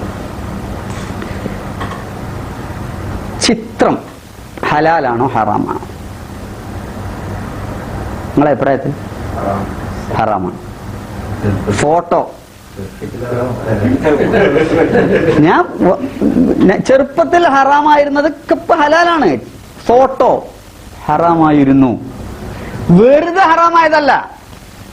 ഞാൻ പറയും, ഞാൻ ഹദീസുകളൊക്കെ എടുത്ത് പരിശോധിച്ച് നോക്കുമ്പോൾ സംഗീതത്തിന്റെ വിഷയത്തില് ഇമാം ഇബ്നു ഹസം ഒക്കെ പറയുന്നത് സഹീഹായിട്ടുള്ള ഒരൊറ്റ റിപ്പോർട്ടും ഇല്ലാന്ന്. ഒരൊറ്റ റിപ്പോർട്ട് പോലും സഹീഹായിട്ട് സംഗീതം ഹറാമാണെന്നുള്ളതിലില്ലാന്ന്. പക്ഷേ ചിത്രം ഹറാമാണെന്നുള്ളതിന് ഒരുപാട് സഹീഹായ ഹദീസുകൾ, മുത്തഫഖുൻ അലൈഹിയായ ഹദീസുകൾ. അഥവാ മുത്തഫഖുൻ അലൈഹി എന്ന് പറഞ്ഞാൽ എന്താണെന്നറിയാം, ബുഖാരിയും മുസ്ലിമും ഒന്നിച്ച് റിപ്പോർട്ട് ചെയ്ത ഹദീസുകൾ നമുക്ക് കാണാം. ഞാൻ ചില ഉദാഹരണം പറയാം. കുല്ലു മുസവ്വിരിൻ ഫിന്നാർ, റസൂൽ പറഞ്ഞതാണ്. അർത്ഥം ഞാൻ പറയാതെ നിങ്ങൾക്ക് അറിയാം, എല്ലാ ഫോട്ടോഗ്രാഫർമാരും നരകത്തിലാണ്. നിങ്ങൾ നോക്കി, സുബ്ഹാനല്ലാഹ്. അപ്പൊ നിങ്ങളൊക്കെ എവിടെത്തി? നരകത്തിൽ. പക്ഷെ ഇങ്ങനെ ഒരു ഹദീസിനെ കുറിച്ച് നമുക്ക് യാതൊരു ബേജാറുമില്ല. നമ്മൾ പിന്നെ എടുക്കും, ക്ലിക്ക് ക്ലിക്ക് ക്ലിക്ക്. കുല്ലു മുസവ്വിരിൻ ഫിന്നാർ, എല്ലാ ഫോട്ടോ എടുക്കുന്ന ആൾക്കാരും നരകത്തിലാണ്. എല്ലാ ചിത്രീകരണം നടത്തുന്ന ആൾക്കാരും നരകത്തിലാണ്. ഈ ഹദീസ് റവാഹു മുസ്ലിം, ഇമാം മുസ്ലിം റിപ്പോർട്ട് ചെയ്ത ഹദീസാണ്. പിന്നെ ഇമാം ബുഖാരി റിപ്പോർട്ട് ചെയ്ത ഹദീസിൽ ലാന ആക്കിലുർ റിബ ലാന ആക്കിലർ റിബ വ മുകിലഹു, റസൂലുള്ളാഹി സ്വല്ലല്ലാഹു അലൈഹി വസല്ലം പലിശ വാങ്ങുന്നവനെയും തിന്നുന്നവനെയും തീറ്റിക്കുന്നതിനൊക്കെ ശപിച്ചിരിക്കുന്നുണ്ട്. അതിന്റെ അവസാനം വൽ മുസവ്വിറ, ഫോട്ടോ എടുക്കുന്നവനെയും. നബി സല്ലല്ലാഹു അലൈഹി വസല്ലമയുടെ കാലത്ത് ഇതേമാതിരി ഈ മൊബൈലൊന്നുമില്ല. അന്നുള്ള പ്രധാനപ്പെട്ട ചിത്രീകരണം എന്ന് പറഞ്ഞാൽ എന്താ? വരക്കലാണ്. ഇന്നത്തെ പോലെ ഫോട്ടോഗ്രാഫി അന്നില്ല, വരക്കലാണ്. അതുകൊണ്ട് അന്ന് പറഞ്ഞിരിക്കുന്ന തസ്വീർ എന്ന് പറഞ്ഞത് ചിത്രം വരക്കലാണ്. പക്ഷെ ഇതിന് നിങ്ങൾ ആധുനികരായ പണ്ഡിതന്മാരെ എടുത്ത് പരിശോധിച്ച് നോക്കൂ. ഈ പണ്ഡിതന്മാരൊക്കെ, ഞാനിപ്പോ ഇതുമായി ബന്ധപ്പെട്ടുകൊണ്ട് ഒരുപാട് ഗ്രന്ഥങ്ങൾ വരുതി. ഈ കഴിഞ്ഞ നൂറ്റാണ്ടിന്റെയൊക്കെ തുടക്കത്തിലുള്ള പണ്ഡിതന്മാരൊക്കെ പറഞ്ഞിട്ടുള്ളത് ചിത്രീകരണം, ഫോട്ടോ എടുക്കൽ ഹറാം. ഈ അടുത്ത് വരെ നിങ്ങൾക്ക് ചിലപ്പോ പിന്നെ ഇന്റർനെറ്റിലും ഇതിലൊക്കെ വാട്സപ്പിലൊക്കെ വന്നിട്ടുണ്ടാവും, പാസ്പോർട്ടിന് വേണ്ടി വരെ ഫോട്ടോ എടുക്കൽ ഹറാമാണെന്ന് പറഞ്ഞ പണ്ഡിതന്മാരുണ്ട്. അപ്പൊ ഒരു ആവശ്യമാണല്ലോ പാസ്പോർട്ടിന്, അതിന് വരെ ഫോട്ടോ എടുക്കൽ ഹറാമാണ്. സ്ത്രീകളതാണെങ്കിൽ പിന്നെ പറയും വേണ്ട, പെണ്ണുങ്ങളെ ഫോട്ടോ എടുക്കാനേ പാടില്ല. പിന്നെ അഭിപ്രായ വ്യത്യാസമുള്ളവർ ആണുങ്ങൾ വലിയ അത്യാവശ്യത്തിന് നിങ്ങൾക്ക് പാസ്പോർട്ടിനൊക്കെ എടുക്കാം. അല്ലാതെ വെറുതെ ഇങ്ങനെ നിങ്ങൾ ടൂർ പോകുമ്പോൾ ക്ലിക്ക്, നിങ്ങൾ പരിപാടി നടത്തുമ്പോൾ ക്ലിക്ക്, ഇതൊക്കെ ഹറാമാണെന്നാണ്. അതിന് അവർ ഉപയോഗിക്കുന്നത് ഇതുപോലെ ഒരുപാട് ഹദീസ്. ഇമാം ബുഖാരിയും മുസ്ലിമും ഉദ്ധരിച്ച ഹദീസ് ഉണ്ട്. അശദ്ദുന്നാസി അദാബൻ യൗമൽ ഖിയാമ, ഏറ്റവും വലിയ ശിക്ഷ നാളെ പരലോകത്ത് കിട്ടാൻ പോകുന്ന ആർക്കാണെന്നറിയോ? അള്ളാഹുവിന്റെ സൃഷ്ടിപ്പിനെ മാതൃകയാക്കിയിട്ട് പുനഃസൃഷ്ടിക്കുന്നവർ. നമ്മളിപ്പോ ഒരു മനുഷ്യന്റെ രൂപം ഉണ്ടാക്കി, അല്ലെങ്കിൽ ഒരു പശുവിന്റെ രൂപം ഉണ്ടാക്കി, ഇങ്ങനെയൊക്കെ. ഇന്നിപ്പോ ഇത് ഹറാമാന്ന് പറയുന്നുണ്ടോ? ഇന്നിപ്പോ നമ്മൾ എത്ര എക്സിബിഷൻ നടത്തുന്നുണ്ട്. അവിടെ നമ്മൾ കുയിലിനെ, മയിലിനെ, പശുവിനെ, ആടിനെ, ഇതിനൊക്കെ മണ്ണുകൊണ്ടുണ്ടാക്കുന്നില്ല. എന്തിനാണ്? ആളുകൾക്ക് ഒരു കാര്യം പറഞ്ഞു കൊടുക്കാൻ. ഇപ്പൊ നമുക്കറിയാം, നബി സല്ലല്ലാഹു അലൈഹി വസല്ലം മുത്തഫഖുൻ അലൈഹിയായ ഹദീസിൽ വിരോധിച്ചിട്ടുണ്ട് എന്ത്? രൂപം ഉണ്ടാക്കാൻ പാടില്ല. പക്ഷെ നമ്മൾ രൂപം ഉണ്ടാക്കും. കാരണം നബി വിരോധിച്ച രൂപം ഉണ്ടാക്കുക എന്നുള്ളത് എന്തിനു വേണ്ടിയിട്ടാ? ആരാധനക്ക് വേണ്ടിയിട്ടായിരുന്നു. അന്നത്തെ കാലത്ത് രൂപം ഉണ്ടാക്കിയിരുന്നതൊക്കെ പൂജിക്കാൻ വേണ്ടിയിട്ടായിരുന്നു. ഇന്നതല്ല. അപ്പൊ നമ്മളടുത്ത് ന്യായമുണ്ട്. ഹദീസിൽ പറഞ്ഞിരിക്കുന്ന ആ പറഞ്ഞത് പൂജക്കും ബഹുദൈവാരാധനക്കും വേണ്ടിയാണ് നമ്മൾ ചെയ്യുന്നത്, അതിനു വേണ്ടിയല്ല. അതുകൊണ്ട് അതെന്തല്ല, അതിൽ പെട്ടതല്ല, അതുകൊണ്ട് ഹറാമല്ല. ഈ ന്യായം എന്തുകൊണ്ട് നമുക്ക് സംഗീതത്തിന് വേണ്ടി വെച്ചുകൂടാ? നബി സല്ലല്ലാഹു അലൈഹി വസല്ലം വിലക്കി എന്ന് പറയപ്പെടുന്ന സംഗീതത്തിന്റെ കാര്യങ്ങളൊക്കെ അന്ന് നൃത്തമാടിയിരുന്ന, നഗ്ന നൃത്തമാടിയിരുന്ന, വൃത്തികേടുകൾ കൊണ്ട് അമ്മാനമാടിയിരുന്ന സംഗീതത്തെക്കുറിച്ചാണ്. നല്ല സംഗീതത്തെക്കുറിച്ച് ഇപ്പുറത്ത് നബി അനുവദനീയമാക്കിയ ഒരുപാട് ഹദീസുകളുണ്ട്. ഇത് രണ്ടും വേർതിരിച്ച് മനസ്സിലാക്കിയാൽ പ്രശ്നം തീർന്നു. പക്ഷെ ഒരൊറ്റ തളപ്പനെ എല്ലാറ്റിനും അങ്ങ് വെച്ചാലോ ഇതൊക്കെ നമുക്ക് ഫോട്ടോ എടുക്കാൻ പറ്റില്ല. അങ്ങനെ സഹിയായ ഹദീസുകളിലെ തെളിവുകൾ വെച്ചിട്ടാണ് ഞാൻ പറയുന്നത്. അതേ നബി സല്ലല്ലാഹു അലൈഹി വസല്ലം തന്നെ ചിത്രം വരച്ചിട്ടുണ്ട്. നബി സഹാബിമാരുടെ മുമ്പിൽ നോക്കി ഒരു 2 വര അങ്ങോട്ട് വരച്ചു, എന്നിട്ട് ഇങ്ങനെ പറഞ്ഞു കൊടുക്കുക, ഇത് സിറാത്ത് മുസ്തഖീം. ഇത് ചിത്രം വരച്ചിട്ട് അധ്യാപകർ ക്ലാസ്സിൽ ബോർഡിൽ ചിത്രം വരക്കൂലേ എന്ന പോലെ നബി വരച്ച് കാണിച്ചു കൊടുക്കുകയാണ്. അതിൽ നിന്ന് എന്താ മനസ്സിലാവുന്നത്? നല്ല കാര്യങ്ങൾ പഠിപ്പിക്കാൻ വേണ്ടി ഇത് ഉപയോഗിക്കാം, എന്നാൽ ശിർക്കിന് വേണ്ടി ബഹുദൈവാരാധനക്ക് വേണ്ടി ഉപയോഗിക്കാൻ പാടില്ല. ഞാൻ നേരത്തെ പറഞ്ഞ തെളിവിലേക്ക് വരാം. പ്രധാനപ്പെട്ട ഒരു തെളിവ് സൂറത്തുൽ ലുഖ്മാനിലെ വമിനന്നാസി, ഞാൻ ഇതിന് അർത്ഥം പറയുന്ന പ്രത്യേകം ശ്രദ്ധിച്ചോട്ടോ. ഏറ്റവും പ്രധാനപ്പെട്ട തെളിവാണ്. സംഗീതം ഹറാമാണ് എന്നുള്ളതിന് പണ്ഡിതന്മാർ ഉദ്ധരിക്കുന്ന പ്രധാനപ്പെട്ട തെളിവ്. വമിനന്നാസി, മനുഷ്യരിൽ ഒരു കൂട്ടരുണ്ട്. മൈ യശ്തരി, അവർ വാങ്ങുന്നു, വില കൊടുത്തു വാങ്ങുന്നു. ലഹുവൽ ഹദീസ്, ലഹുൽ ഹദീസിനെ. ഇനി അത് ലഹുൽ ഹദീസ് എന്താന്നുള്ളത് ഞാൻ പറയാം. ലിയുളില്ല അൻ സബീലില്ലാ, ജനങ്ങളുടെ അള്ളാഹുവിന്റെ മാർഗത്തിൽ നിന്ന് ജനങ്ങളെ തെറ്റിക്കാൻ. ബിഗൈരി ഇൽമിൻ, യാതൊരു വിവരമില്ലാതെ. വയത്തഖിദഹാ ഹുസുവ, അതിനെ കളിയാക്കാൻ. ഇപ്പോ ഒന്നിച്ചർത്ഥം പറയുകയാണെങ്കിൽ ലഹുൽ ഹദീസ് അഥവാ വിനോദ വർത്തമാനങ്ങൾ വില കൊടുത്തു വാങ്ങുന്ന ആളുകൾ ജനങ്ങളിലുണ്ട്. എന്തിനു വേണ്ടി? അള്ളാഹുവിന്റെ മാർഗത്തിൽ നിന്ന് ജനങ്ങളെ തെറ്റിക്കാനും അതിനെ കളിയാക്കാനും. സിമ്പിളായിട്ട് അർത്ഥം പറഞ്ഞാൽ അള്ളാന്റെ മാർഗത്തിൽ നിന്ന് ആളെ തെറ്റിക്കാനും അള്ളാന്റെ മാർഗത്തിൽ നിന്ന് ജനങ്ങളെ തെറ്റിക്കുവാനും അതിനെ കളിയാക്കാനും വേണ്ടിയിട്ട് വിനോദങ്ങൾ, വിനോദ വർത്തമാനങ്ങൾ വില കൊടുത്തു വാങ്ങുന്ന ആളുകൾ നമ്മുടെ കൂട്ടത്തിലുണ്ട്, മനുഷ്യരുടെ കൂട്ടത്തിലുണ്ട്. ഉലൈക ലഹും അദാബും മുബീൻ, അവർക്ക് വളരെ കടുത്ത ശിക്ഷ ഉണ്ട്. ഇതാണ് സംഗീതം ഹറാമാണെന്നുള്ളതിന് ആദ്യമായി ഉദ്ധരിക്കപ്പെടുന്ന ഖുർആനിന്റെ ആയത്ത്. ഒന്നാമത് ഇതിലെവിടെയും സംഗീതം പറയുന്നില്ല, ഉണ്ടോ? എവിടെയും പറയുന്നില്ല. പക്ഷെ ഈ ലഹുൽ ഹദീസ് എന്ന് പറഞ്ഞാൽ എന്താണ് എന്നതിന് തഫ്സീറുകളൊക്കെ പരിശോധിച്ച് നോക്കിയാൽ പല പണ്ഡിതന്മാരും അതുകൊണ്ട് ഉദ്ദേശിക്കുന്ന അല്ലദീന, പാട്ടാണ്. സംഗീതം എന്നല്ല ഞാനതിന് പറയുന്നത്, പാട്ട്.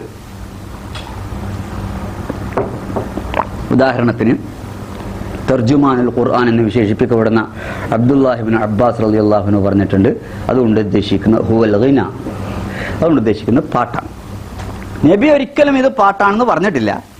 പക്ഷെ സഹാബിമാരിൽ പലരും അത് പാട്ടാണെന്ന് അഭിപ്രായപ്പെട്ടിട്ടുണ്ട്. ഈ തെളിവ് വെച്ചിട്ടാണ് സംഗീതം ഹറാമാണെന്ന് പറയുന്നത്. ഞാൻ പറയുന്ന ഈ സഹാബിമാരുടെ അഭിപ്രായം മുഖവിലക്കെടുത്താൽ പോലും പാട്ടാണെന്ന് പറയും. ശരി, പാട്ട് കൊണ്ട് അള്ളാന്റെ മാർഗത്തിൽ നിന്ന് ആളെ തെറ്റിക്കുകയാണെങ്കിൽ, പാട്ടുകൊണ്ട് അള്ളാന്റെ കലാമിനെ, അള്ളാഹുവിന്റെ ദീനിനെ കളിയാക്കുകയാണെങ്കിൽ അത് ഹറാമാണെന്നുള്ള കാര്യത്തിൽ ഒരു സംശയവുമില്ല. ഞാനൊരു ഈ ആയത്തിനെ ഞാൻ ഇങ്ങനെ ഒന്ന് പറയാണ്. ഞാനീ പറയുന്നത് നിങ്ങൾ കേൾക്കുക. മൊബൈല് കാശ് കൊടുത്തു വാങ്ങുന്ന ചില ആളുകളുണ്ട്. ഒരു വിവരമില്ലാതെ മനുഷ്യരെ അള്ളാഹുവിന്റെ മാർഗത്തിൽ നിന്ന് തെറ്റിച്ച് കളയാൻ വേണ്ടിയാണ്, അള്ളാഹുവിന്റെ മാർഗത്തെ പുച്ഛിച്ച് തള്ളാൻ വേണ്ടിയുമാണ് അവരത് ചെയ്യുന്നത്. ഞാൻ പറഞ്ഞോ, ക്ലിയർ അല്ലേ? ചില ആളുകൾ മൊബൈലുകൾ വാങ്ങുന്നുണ്ട് അള്ളാഹുവിന്റെ മാർഗത്തിൽ നിന്ന് ജനങ്ങളെ തെറ്റിക്കാനും അള്ളാഹുവിന്റെ മാർഗത്തെ പുച്ഛിക്കാനും. ഈ പറഞ്ഞതിൽ നിന്ന് മൊബൈൽ ഹറാമാന്ന് കിട്ടുമോ? കിട്ടുമെങ്കിൽ സംഗീതം ഹറാമാണ്. ഇതിപ്പോ എന്താ കിട്ടുള്ളൂ? ചില ആളുകൾ നാട്ടിൽ ഈ മൊബൈൽ ഉപയോഗിക്കുന്നത് എന്തിനാണ്? അള്ളാന്റെ മാർഗത്തിൽ നാളെ തെറ്റിക്കാനാണ്. ചില ആളുകൾ ഇതിന് ഉപയോഗിക്കുന്ന അള്ളാന്റെ മാർഗത്തെ കളിയാക്കാനാണ്. അത് ശരിയല്ല. അങ്ങനെ ചെയ്യുന്ന ആളുകൾക്ക് വളരെ കടുത്ത ശിക്ഷ ഉണ്ട് എന്ന് പറഞ്ഞാൽ ഇതെന്താണ് നിങ്ങൾക്ക് മനസ്സിലായത്? അതന്നെ ഇപ്പൊ ഈ ആയത്തിലുള്ളൂ. ഇതിന് ഇമാം ഇബ്നു ഹസം പറഞ്ഞിരിക്കുന്നത്, പിന്നെ അദ്ദേഹം പറഞ്ഞത് ലൗ അന്ന ഇമ്രഅൻ, ഒരാള് ഇസ്തറ മുസ്ഹഫൻ ലിയുദില്ല ബിഹി അൻ സബീലില്ലാ വയത്തഖിദുഹാ ഹുസുവ ലകാന കാഫിറ. സംഗീതമൊക്കെ പോട്ടെ, ഈ ആയത്തിന്റെ അടിസ്ഥാനത്തിൽ ഒരാളൊരു മുസാഫ് വാങ്ങി. മുസാഫ് വാങ്ങൽ നല്ല കാര്യമല്ലേ? പക്ഷെ ഒരു മുസാഫ് വാങ്ങിയത് എന്തിനാണെന്നറിയോ? ആൾക്കാരെ അള്ളാന്റെ ദീനിന് തെറ്റിക്കാൻ. ഒരു ഉദാഹരണം പറയാം, ഇടമറുക്. ഇപ്പൊ ഒരു ഖുർആന്റെ പരിഭാഷ വാങ്ങിയിട്ടുണ്ട്, പൈസ കൊടുത്ത് വാങ്ങിയാൽ എന്തിനാ വാങ്ങിയെന്ന് വെച്ചാൽ ആൾക്കാരെ ഖുർആൻ തെറ്റിക്കാനാണെങ്കിൽ അത് അയാളും എന്താണ്, നിഷേധിയാണ് എന്ന് പറയാം. കാരണം അയാൾ ഖുർആൻ വാങ്ങിയിട്ടുണ്ട്, പക്ഷെ ഖുർആൻ വാങ്ങിയാൽ ഉദ്ദേശിക്കുന്നത് എന്താ? അതുകൊണ്ട് ഉദ്ദേശിച്ച് ജനങ്ങളെ വഴിതെറ്റിക്കാൻ. അപ്പൊ ജനങ്ങളെ വഴിതെറ്റിക്കാൻ വേണ്ടിയിട്ട് ഖുർആൻ വാങ്ങിയാൽ വരെ എന്താണ്? തെറ്റാണ്. അപ്പൊ ജനങ്ങളെ വഴിതെറ്റിക്കാൻ വേണ്ടിയിട്ട് ലഹുൽ ഹദീസ് വാങ്ങിയാലും തെറ്റാണ്. ഇനി വേറൊരു കാര്യം, ഈ ആയത്ത് ഇറങ്ങിയതിന്റെ പശ്ചാത്തലം സൂറത്തുൽ ലുഖ്മാനിലെ ഈ പറയപ്പെട്ട 6ാമത്തെ ആയത്ത് ഇറങ്ങിയതിന്റെ പശ്ചാത്തലം കൂടി തഫ്സീറുകൾ പരിശോധിച്ച് നോക്കിയാൽ കാണാൻ പറ്റും. ഇത് എപ്പോഴിറങ്ങിയെന്നറിയും? നബി സല്ലല്ലാഹു അലൈഹി വസല്ലമയുടെ പ്രബോധനം ഇങ്ങനെ ക്ലച്ച് ഇങ്ങനെ പിടിച്ചു വരുന്ന സമയത്ത് നബി പറയുന്നത് കേൾക്കാൻ ആൾക്കാർ ഇങ്ങനെ കേൾക്കാൻ ഓടിക്കൂടുന്നു എന്ന് കണ്ട സമയത്ത് നളർ ഇബ്നു ഹാരിസ് എന്ന് പറയുന്ന മുശ്രിക്ക് ഇറാഖിൽ പോയിട്ടും മറ്റു സ്ഥലങ്ങളിൽ പോയിട്ടും നല്ല കാബറെ ഡാൻസുകാരികളെ കൊണ്ടുവരും, പാട്ടുകാരികളെ കൊണ്ടുവരും. എന്നിട്ട് നബി എവിടെയെങ്കിലും ഖുർആൻ ഓതാൻ നോക്കുമ്പോൾ അവിടെ ഈ പാട്ടിടും, ഭയങ്കര പാട്ടും കൂത്തും. എന്നിട്ട് അവര് അപ്പൊ എന്താ സംഭവിക്കാന്ന് വെച്ചാൽ നബി പറയണത് കേൾക്കൂല എന്ന് മാത്രല്ല, നബി അവിടെ ഇപ്പൊ ഖുർആൻ ഓതുമ്പോ ഇവിടെ പുറത്ത് ഒരു നല്ല ക്യാബറ ഡാൻസ് ഉണ്ടെങ്കിൽ ആൾക്കാരൊക്കെ എന്ത് ചെയ്യും, ഇങ്ങോട്ട് പോരും. ഇതാണ് ഈ ആയത്ത് ഇറങ്ങാണ്ടായ പശ്ചാത്തലം എന്നാണ്. അപ്പൊ ഇതിന് കാര്യം വളരെ ക്ലിയർ ആണ്. അപ്പുറത്ത് പോയിട്ട് പാട്ടുകാരികളെയും മറ്റൊക്കെ വാങ്ങിക്കൊണ്ടുവന്നിട്ട് അള്ളാന്റെ മാർഗത്തിൽ നിന്ന് ആളെ തെറ്റിക്കാൻ വേണ്ടിയിട്ട് ഇതിനെ ഉപയോഗപ്പെടുത്തുന്നവർക്ക് വളരെ കടുത്ത ശിക്ഷയുണ്ട് എന്നാണ് അള്ളാഹു സുബ്ഹാനഹു വ തആല ഇവിടെ പറഞ്ഞിട്ടുള്ളത്. ഇനി ഇപ്പൊ ലഹുവാണല്ലോ ഇപ്പൊ ഇവിടെ വിഷയം, ലഹുവ്. ഞാൻ പറഞ്ഞ ഹദീസുകൾ എടുത്ത് പരിശോധിച്ച് നോക്കിയപ്പോൾ എനിക്ക് മനസ്സിലായി ലഹുവ് അങ്ങനെ വിരോധിക്കപ്പെട്ട ഒരു കാര്യമല്ല. ലഹുവ് ഒരൊറ്റ കാര്യം പറയാം. ഇമാം ബുഖാരി ഉദ്ധരിക്കുന്ന ഒരു ഹദീസിൽ കാണാം, ആയിഷ റളിയല്ലാഹു അൻഹ പറയാണ്, അൻ ആയിഷ റളിയല്ലാഹു അൻഹ അന്നഹ സഫ്ഫത് ഇംറഅതൻ ഇലാ റജുലിൻ മിനൽ അൻസാർ. അൻസാരികളിൽപ്പെട്ട ഒരു പിന്നെ പെൺകുട്ടിയെ എന്താ പറയാ, പുതുവണ്ണിനെ ഒരുക്കി. ഫഖാല നബി സല്ലല്ലാഹു അലൈഹി വസല്ലം യാ ആയിഷ മാ കാന മഅകും ലഹുൻ ഫഇന്നൽ അൻസാറ യുഅജിബുഹുമുൽ ലഹു. അല്ല ആയിഷേ, ലഹു ഒന്നുമില്ലേ നിങ്ങളെ കൂടെ? അൻസാരികൾക്ക് ലഹു ഭയങ്കര ഇഷ്ടമാണ്, അവർക്ക് അതൊക്കെ വലിയ കാര്യമാണ്.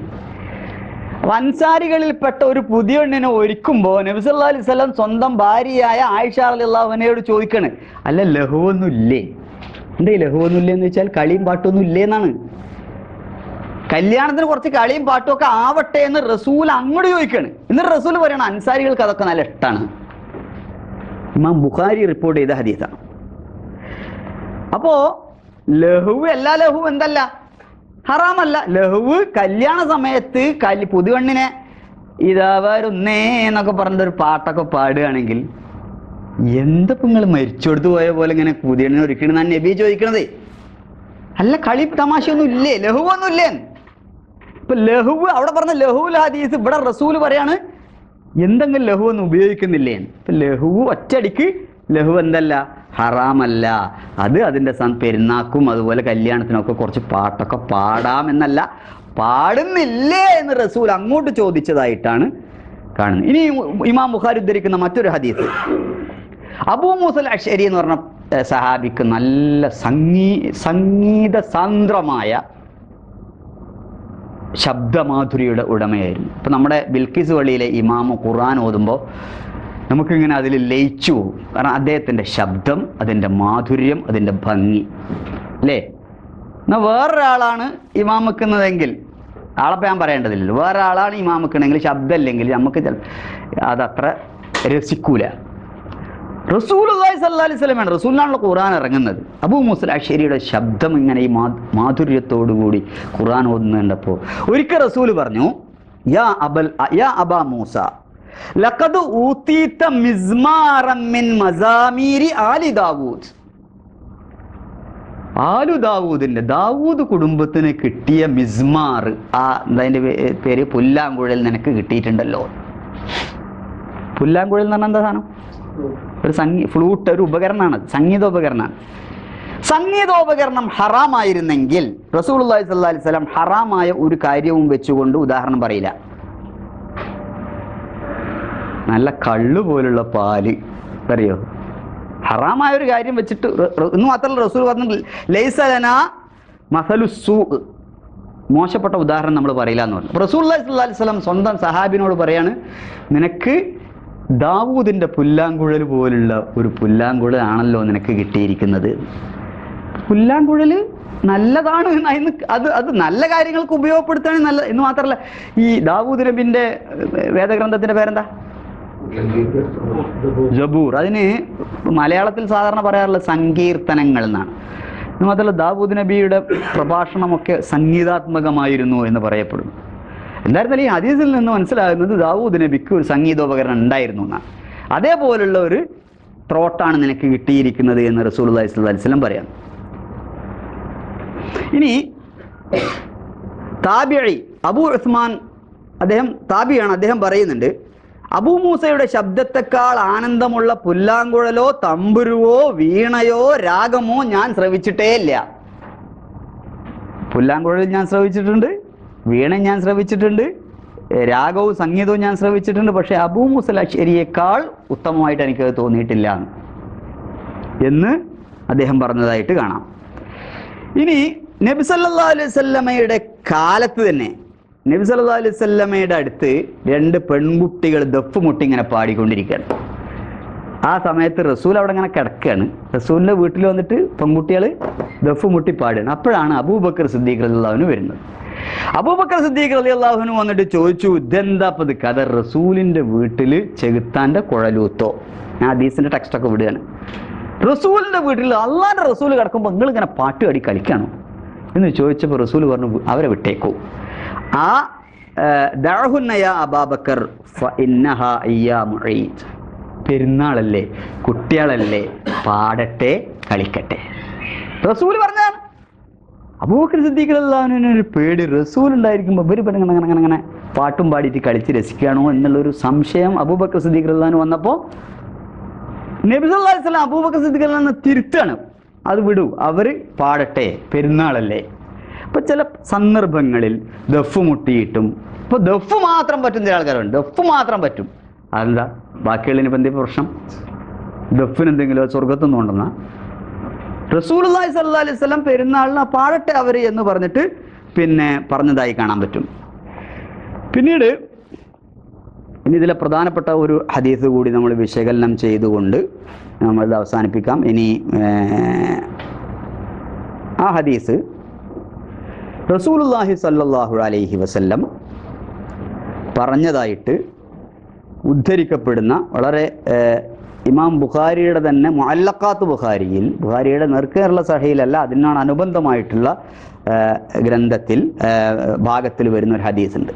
അതാണ് സംഗീതം ഹറാമാണെന്നുള്ളതിന് ഉദ്ധരിക്കപ്പെടുന്ന വളരെ പ്രധാനപ്പെട്ട ഒരു ഹദീസ്. ലയകൂനന്ന മിൻ ഉമ്മത്തി അഖ്വാമുൻ, എൻ്റെ സമൂഹത്തിൽ നിന്നൊരു കൂട്ടർ വരും. ഇപ്പം തന്നെ ചോദിച്ചു, നമ്മളെ കുറിച്ചൊക്കെ ആയിരിക്കും ഇപ്പം പറയണതില്ലേ? എന്താ സംഭവം? യസ്തഹില്ലൂനൽ ഹിറ, അവരതിന് ഹലാലാക്കും. വൽ ഹരീർ, ഹരീറിനെയും ഹലാലാക്കും. വൽ ഖംറിനെയും ഹലാലാക്കും. വൽ മആസിഫ്, സംഗീതോപകരണങ്ങളും ഹലാലാക്കും. അപ്പം എൻ്റെ കൂട്ടത്തിൽ നിന്ന് ഒരു കൂട്ടർ വരും. അവർ ഹിർ എന്ന് പറഞ്ഞാൽ സ്ത്രീകളുടെ ലൈംഗികാവയവത്തിനാണ്, ഫീമെയിൽ സെക്സ് ഓർഗനാണ് ഹിർ എന്ന് പറയുന്നത്. അപ്പോൾ അതവർ ഹലാലാക്കും. രണ്ടാമത്തത് ഹരീറിനെ ഹലാലാക്കും. പിന്നെ ഖംറിനെ ഹലാലാക്കും. സംഗീതോപകരണങ്ങളെയും ഹലാലാക്കും. ഇതാണ് ഈ ഹദീസിൻ്റെ പ്രത്യക്ഷാർത്ഥം.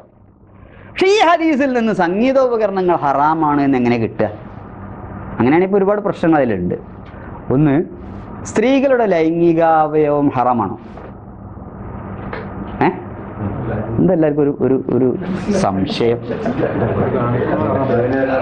ഭർത്താവിന് ഹലാലാണ്, അതായത് ഹലാലായ രൂപത്തിൽ ഹലാലാണ്, ഹറാമായ രൂപത്തിൽ ഹറാമാണ്. അപ്പൊ അവിടെ ഒരു എക്സംഷൻ ഉണ്ട്. എല്ലാ സ്ത്രീകളുടെ ലൈംഗികാവയവവും ഹറാമല്ല, അത് നിരുപാധികം ഹറാമല്ല. പക്ഷെ ഇവിടെ റസൂൽ പറയുന്നത് എന്താ?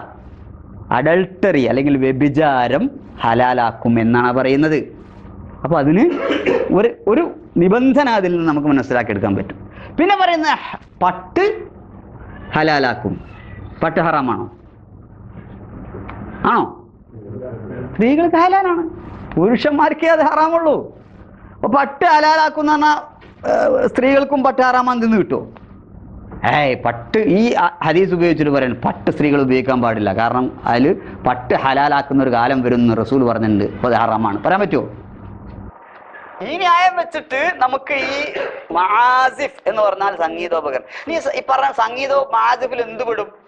നമ്മൾ നേരത്തെ പറഞ്ഞ ദഫ് പെടും, മുട്ടിപ്പാടുന്നത് പെടും. ഒരു ഭാഗത്ത് മാത്രം ഈ എന്താ അതിന്റെ പേര് പറയാ, ഈ സാധനം തോലി വെച്ചാലാണ് ദഫ്. മറ്റത് രണ്ട് ഭാഗം വെച്ചാൽ എന്തായി? തബലയായി. ഇത് ഹറാമാണ് മറ്റേത് ഹലാലാണെന്ന് എങ്ങനെ വരും? ആസിഫ് തന്നെ എല്ലാം പെടും. പക്ഷെ ഈ ഹദീസുകളൊക്കെ വെച്ച് ചില ആൾ പറയുന്നുണ്ട് തബല കുഴപ്പമില്ല, ദഫ് കുഴപ്പമില്ല. ഇനി വേറെ ചില ആൾക്കാർ പറയുന്നത് വെച്ചാൽ ഈ എന്താ പറയുക, കമ്പി നീട്ടി വെച്ചിട്ട് അയിമന്ന് ഉണ്ടാക്കുന്ന ശബ്ദങ്ങൾ ഹറാമാണ്. നേരെ മറിച്ച് നിങ്ങൾ ഇങ്ങനെ കേട്ട കൊട്ടിപ്പാടുന്നത് ഹലാലാണ്. ഈ ഹദീസുകളൊക്കെ സഹിഹായ ഹദീസുകൾ നിഷേധിക്കാൻ പറ്റാത്തതുകൊണ്ടാണ് ഞാൻ ഈ പറഞ്ഞ അഭിപ്രായ വ്യത്യാസങ്ങൾ വരുന്നത്. അപ്പോ ഇനി ഇതുമായി ബന്ധപ്പെട്ടുകൊണ്ടുള്ള ഹദീസുകളൊക്കെ എടുത്ത് പരിശോധിച്ച് നോക്കിയാൽ ഒരുപാട് ഹദീസുകൾ. ഞാനിതിനെങ്ങനെയാണ് കാണുന്നത്? സംഗീതം നല്ല കാര്യത്തിന് ഉപയോഗിക്കാം, വിനോദത്തിന്, പെരുന്നാളിന്, കല്യാണത്തിന് പാട്ടുപാടുകയും കൊട്ടുകയൊക്കെ ചെയ്യാം എന്ന് പറയുന്ന ഹദീസുകൾ ഒരു ഭാഗത്തും, തുലാസിന്റെ ഒരു ഭാഗത്തും, സംഗീതം പാടില്ല എന്ന് പറയുന്ന ഹദീസുകൾ വേറൊരു ഭാഗത്തും വെച്ചാൽ ഈ സംഗീതം ഹലാലാണ് എന്ന് പറയുന്ന ഹദീസുകൾക്കാണ് കനം, വെയിറ്റ്, വാല്യൂ കൂടുതലുള്ളത് എന്ന് ഈ രണ്ട് ഹദീസുകളും വെച്ച് നോക്കിയാൽ മനസ്സിലാക്കാൻ പറ്റും. ആകെ സഹിഹായി എന്ന് പറയാവുന്ന തരത്തിൽ വന്നുള്ള ഈ ബുഖാരിയിൽ ഇപ്പറഞ്ഞ മുഅല്ലഖാത്ത് ബുഖാരിയിൽ വന്ന ഇപ്പറഞ്ഞ ഹദീസാണ്. ഇത് തന്നെ സംഗീതം ഹറാമാണ് ഇതിൽ പറയുന്നില്ല. ഇങ്ങനെ സംഗീതോപകരണങ്ങൾ ഹലാലാക്കുന്ന ഒരു കൂട്ടർ വരുമെന്ന് മറ്റു പല കാര്യങ്ങളും പറഞ്ഞ കൂട്ടത്തിൽ റസൂൽ പറഞ്ഞതാണ്. അതിൽ നിന്ന് മനസ്സിലാകുന്നത് സംഗീതം ഇതേ ഹദീസിന്റെ തന്നെ മറ്റു ചില റിപ്പോർട്ടുകൾ എടുത്ത് പരിശോധിച്ച് നോക്കിയാൽ ഒരു കാലം വരും അന്ന് പാട്ടുകാരികളെ കൊണ്ട് ഡാൻസ് കളിച്ചിട്ട് പാട്ട് പാടുന്ന കൂട്ടർ വരും, അവരതും ഹലാലാണെന്ന് പറയുമെന്നാണ്. അത് ഹറാമാന്നുള്ള കാര്യത്തിലുള്ള സംശയമില്ല, അത് ഹലാലാക്കേണ്ടതുമില്ല. മൊത്തം ഈ തെളിവുകളൊക്കെ പരിശോധിച്ച് നോക്കുമ്പോൾ എനിക്ക് മനസ്സിലാകുന്നത്, നമുക്കെല്ലാവർക്കും മനസ്സിലാക്കാൻ കഴിയുന്നത്, സംഗീതത്തെ നല്ല കാര്യങ്ങൾക്ക് ഉപയോഗിക്കുകയാണെങ്കിൽ അത് നല്ലതാണ്. ഇപ്പോൾ ഒരു മനുഷ്യൻ്റെ മനസ്സിനൊരു ശാന്തി കിട്ടുന്നു, ഒരു സമാധാനം കിട്ടുന്നു, ഒരു നല്ലൊരു പാട്ട് കേൾക്കുകയാണെങ്കിൽ, ആശയം മോശമല്ലാത്ത തെറ്റല്ലാത്ത ഒരു പാട്ട് കേൾക്കുകയാണെങ്കിൽ അത് ഹറാമാണെന്ന് പറയാൻ പറ്റില്ല. ഇതാണ് ഈ ഹദീസുകളിൽ നിന്ന് മനസ്സിലാക്കുക. എന്നാൽ ഒരു കാര്യം ഞാൻ പ്രത്യേകം പറയാൻ ആഗ്രഹിക്കുക, സംഗീതത്തിൻ്റെ അഡിക്റ്റുകളുണ്ട്. അവർക്ക് രാവും പകലും പാട്ടാണ്. ചില ആൾക്കാരുടെ ഇത് ഇവിടെ ഫിറ്റ് ചെയ്ത് വെച്ചിട്ടുണ്ടാവും, എന്നിട്ട് പാട്ടും കേട്ട് അങ്ങനെ നടക്കും. ജീവിതത്തിൽ വേറൊന്നുമില്ല, പാട്ട് പാട്ട് പാട്ട്. ഇത് തെറ്റാന്നുള്ള കാര്യത്തിൽ ഒരു സംശയമല്ല. പക്ഷേ നേരത്തെ പറഞ്ഞതുപോലെ നമ്മളുടെ ജീവിതത്തിൻ്റെ ആസ്വാദനത്തിന് വേണ്ടി ഇടയ്ക്കൊക്കെ നല്ല പാട്ടുകൾ, ഞാൻ അണ്ടർലൈൻ ചെയ്യുന്നു, നല്ല പാട്ടുകൾ. പാട്ടിൽ തന്നെ വളരെ മോശപ്പെട്ട പാട്ടുകളുണ്ട്. പാട്ട് കേട്ടാൽ തന്നെ നമുക്ക് ചീത്ത വികാരങ്ങൾ വരുന്ന പാട്ടുകളുണ്ട്. ഹറാമെന്നുള്ള കാര്യത്തിൽ ഒരു തർക്കമില്ല. പക്ഷെ നല്ല പാട്ടുകൾ, നബിയെ പുകഴ്ത്തിക്കൊണ്ടുള്ള, ഇസ്ലാമിനെ പുകഴ്ത്തിക്കൊണ്ടുള്ള, തൗഹീദിനെ വാഴ്ത്തിക്കൊണ്ടുള്ള നല്ല നല്ല പാട്ടുകൾ, എത്ര നല്ല പാട്ടുകളാണ്. ചില പാട്ടുകളൊക്കെ കേട്ടപ്പോൾ ഞാൻ എന്നോട് ഒരു സുഹൃത്ത് ചോദിച്ചു, ജമാഅത്തെ ഇസ്ലാമിക്കാർക്ക് ഇപ്പോൾ മീഡിയ വണ്ണൊക്കെ വന്നപ്പോൾ സംഗീതമൊക്കെ ഹലാലായില്ലേ? ഞാൻ ആ സുഹൃത്തിനോട് പറഞ്ഞു, സുഹൃത്തെ നിങ്ങൾ എന്താ പറയുന്നത്? ഞാൻ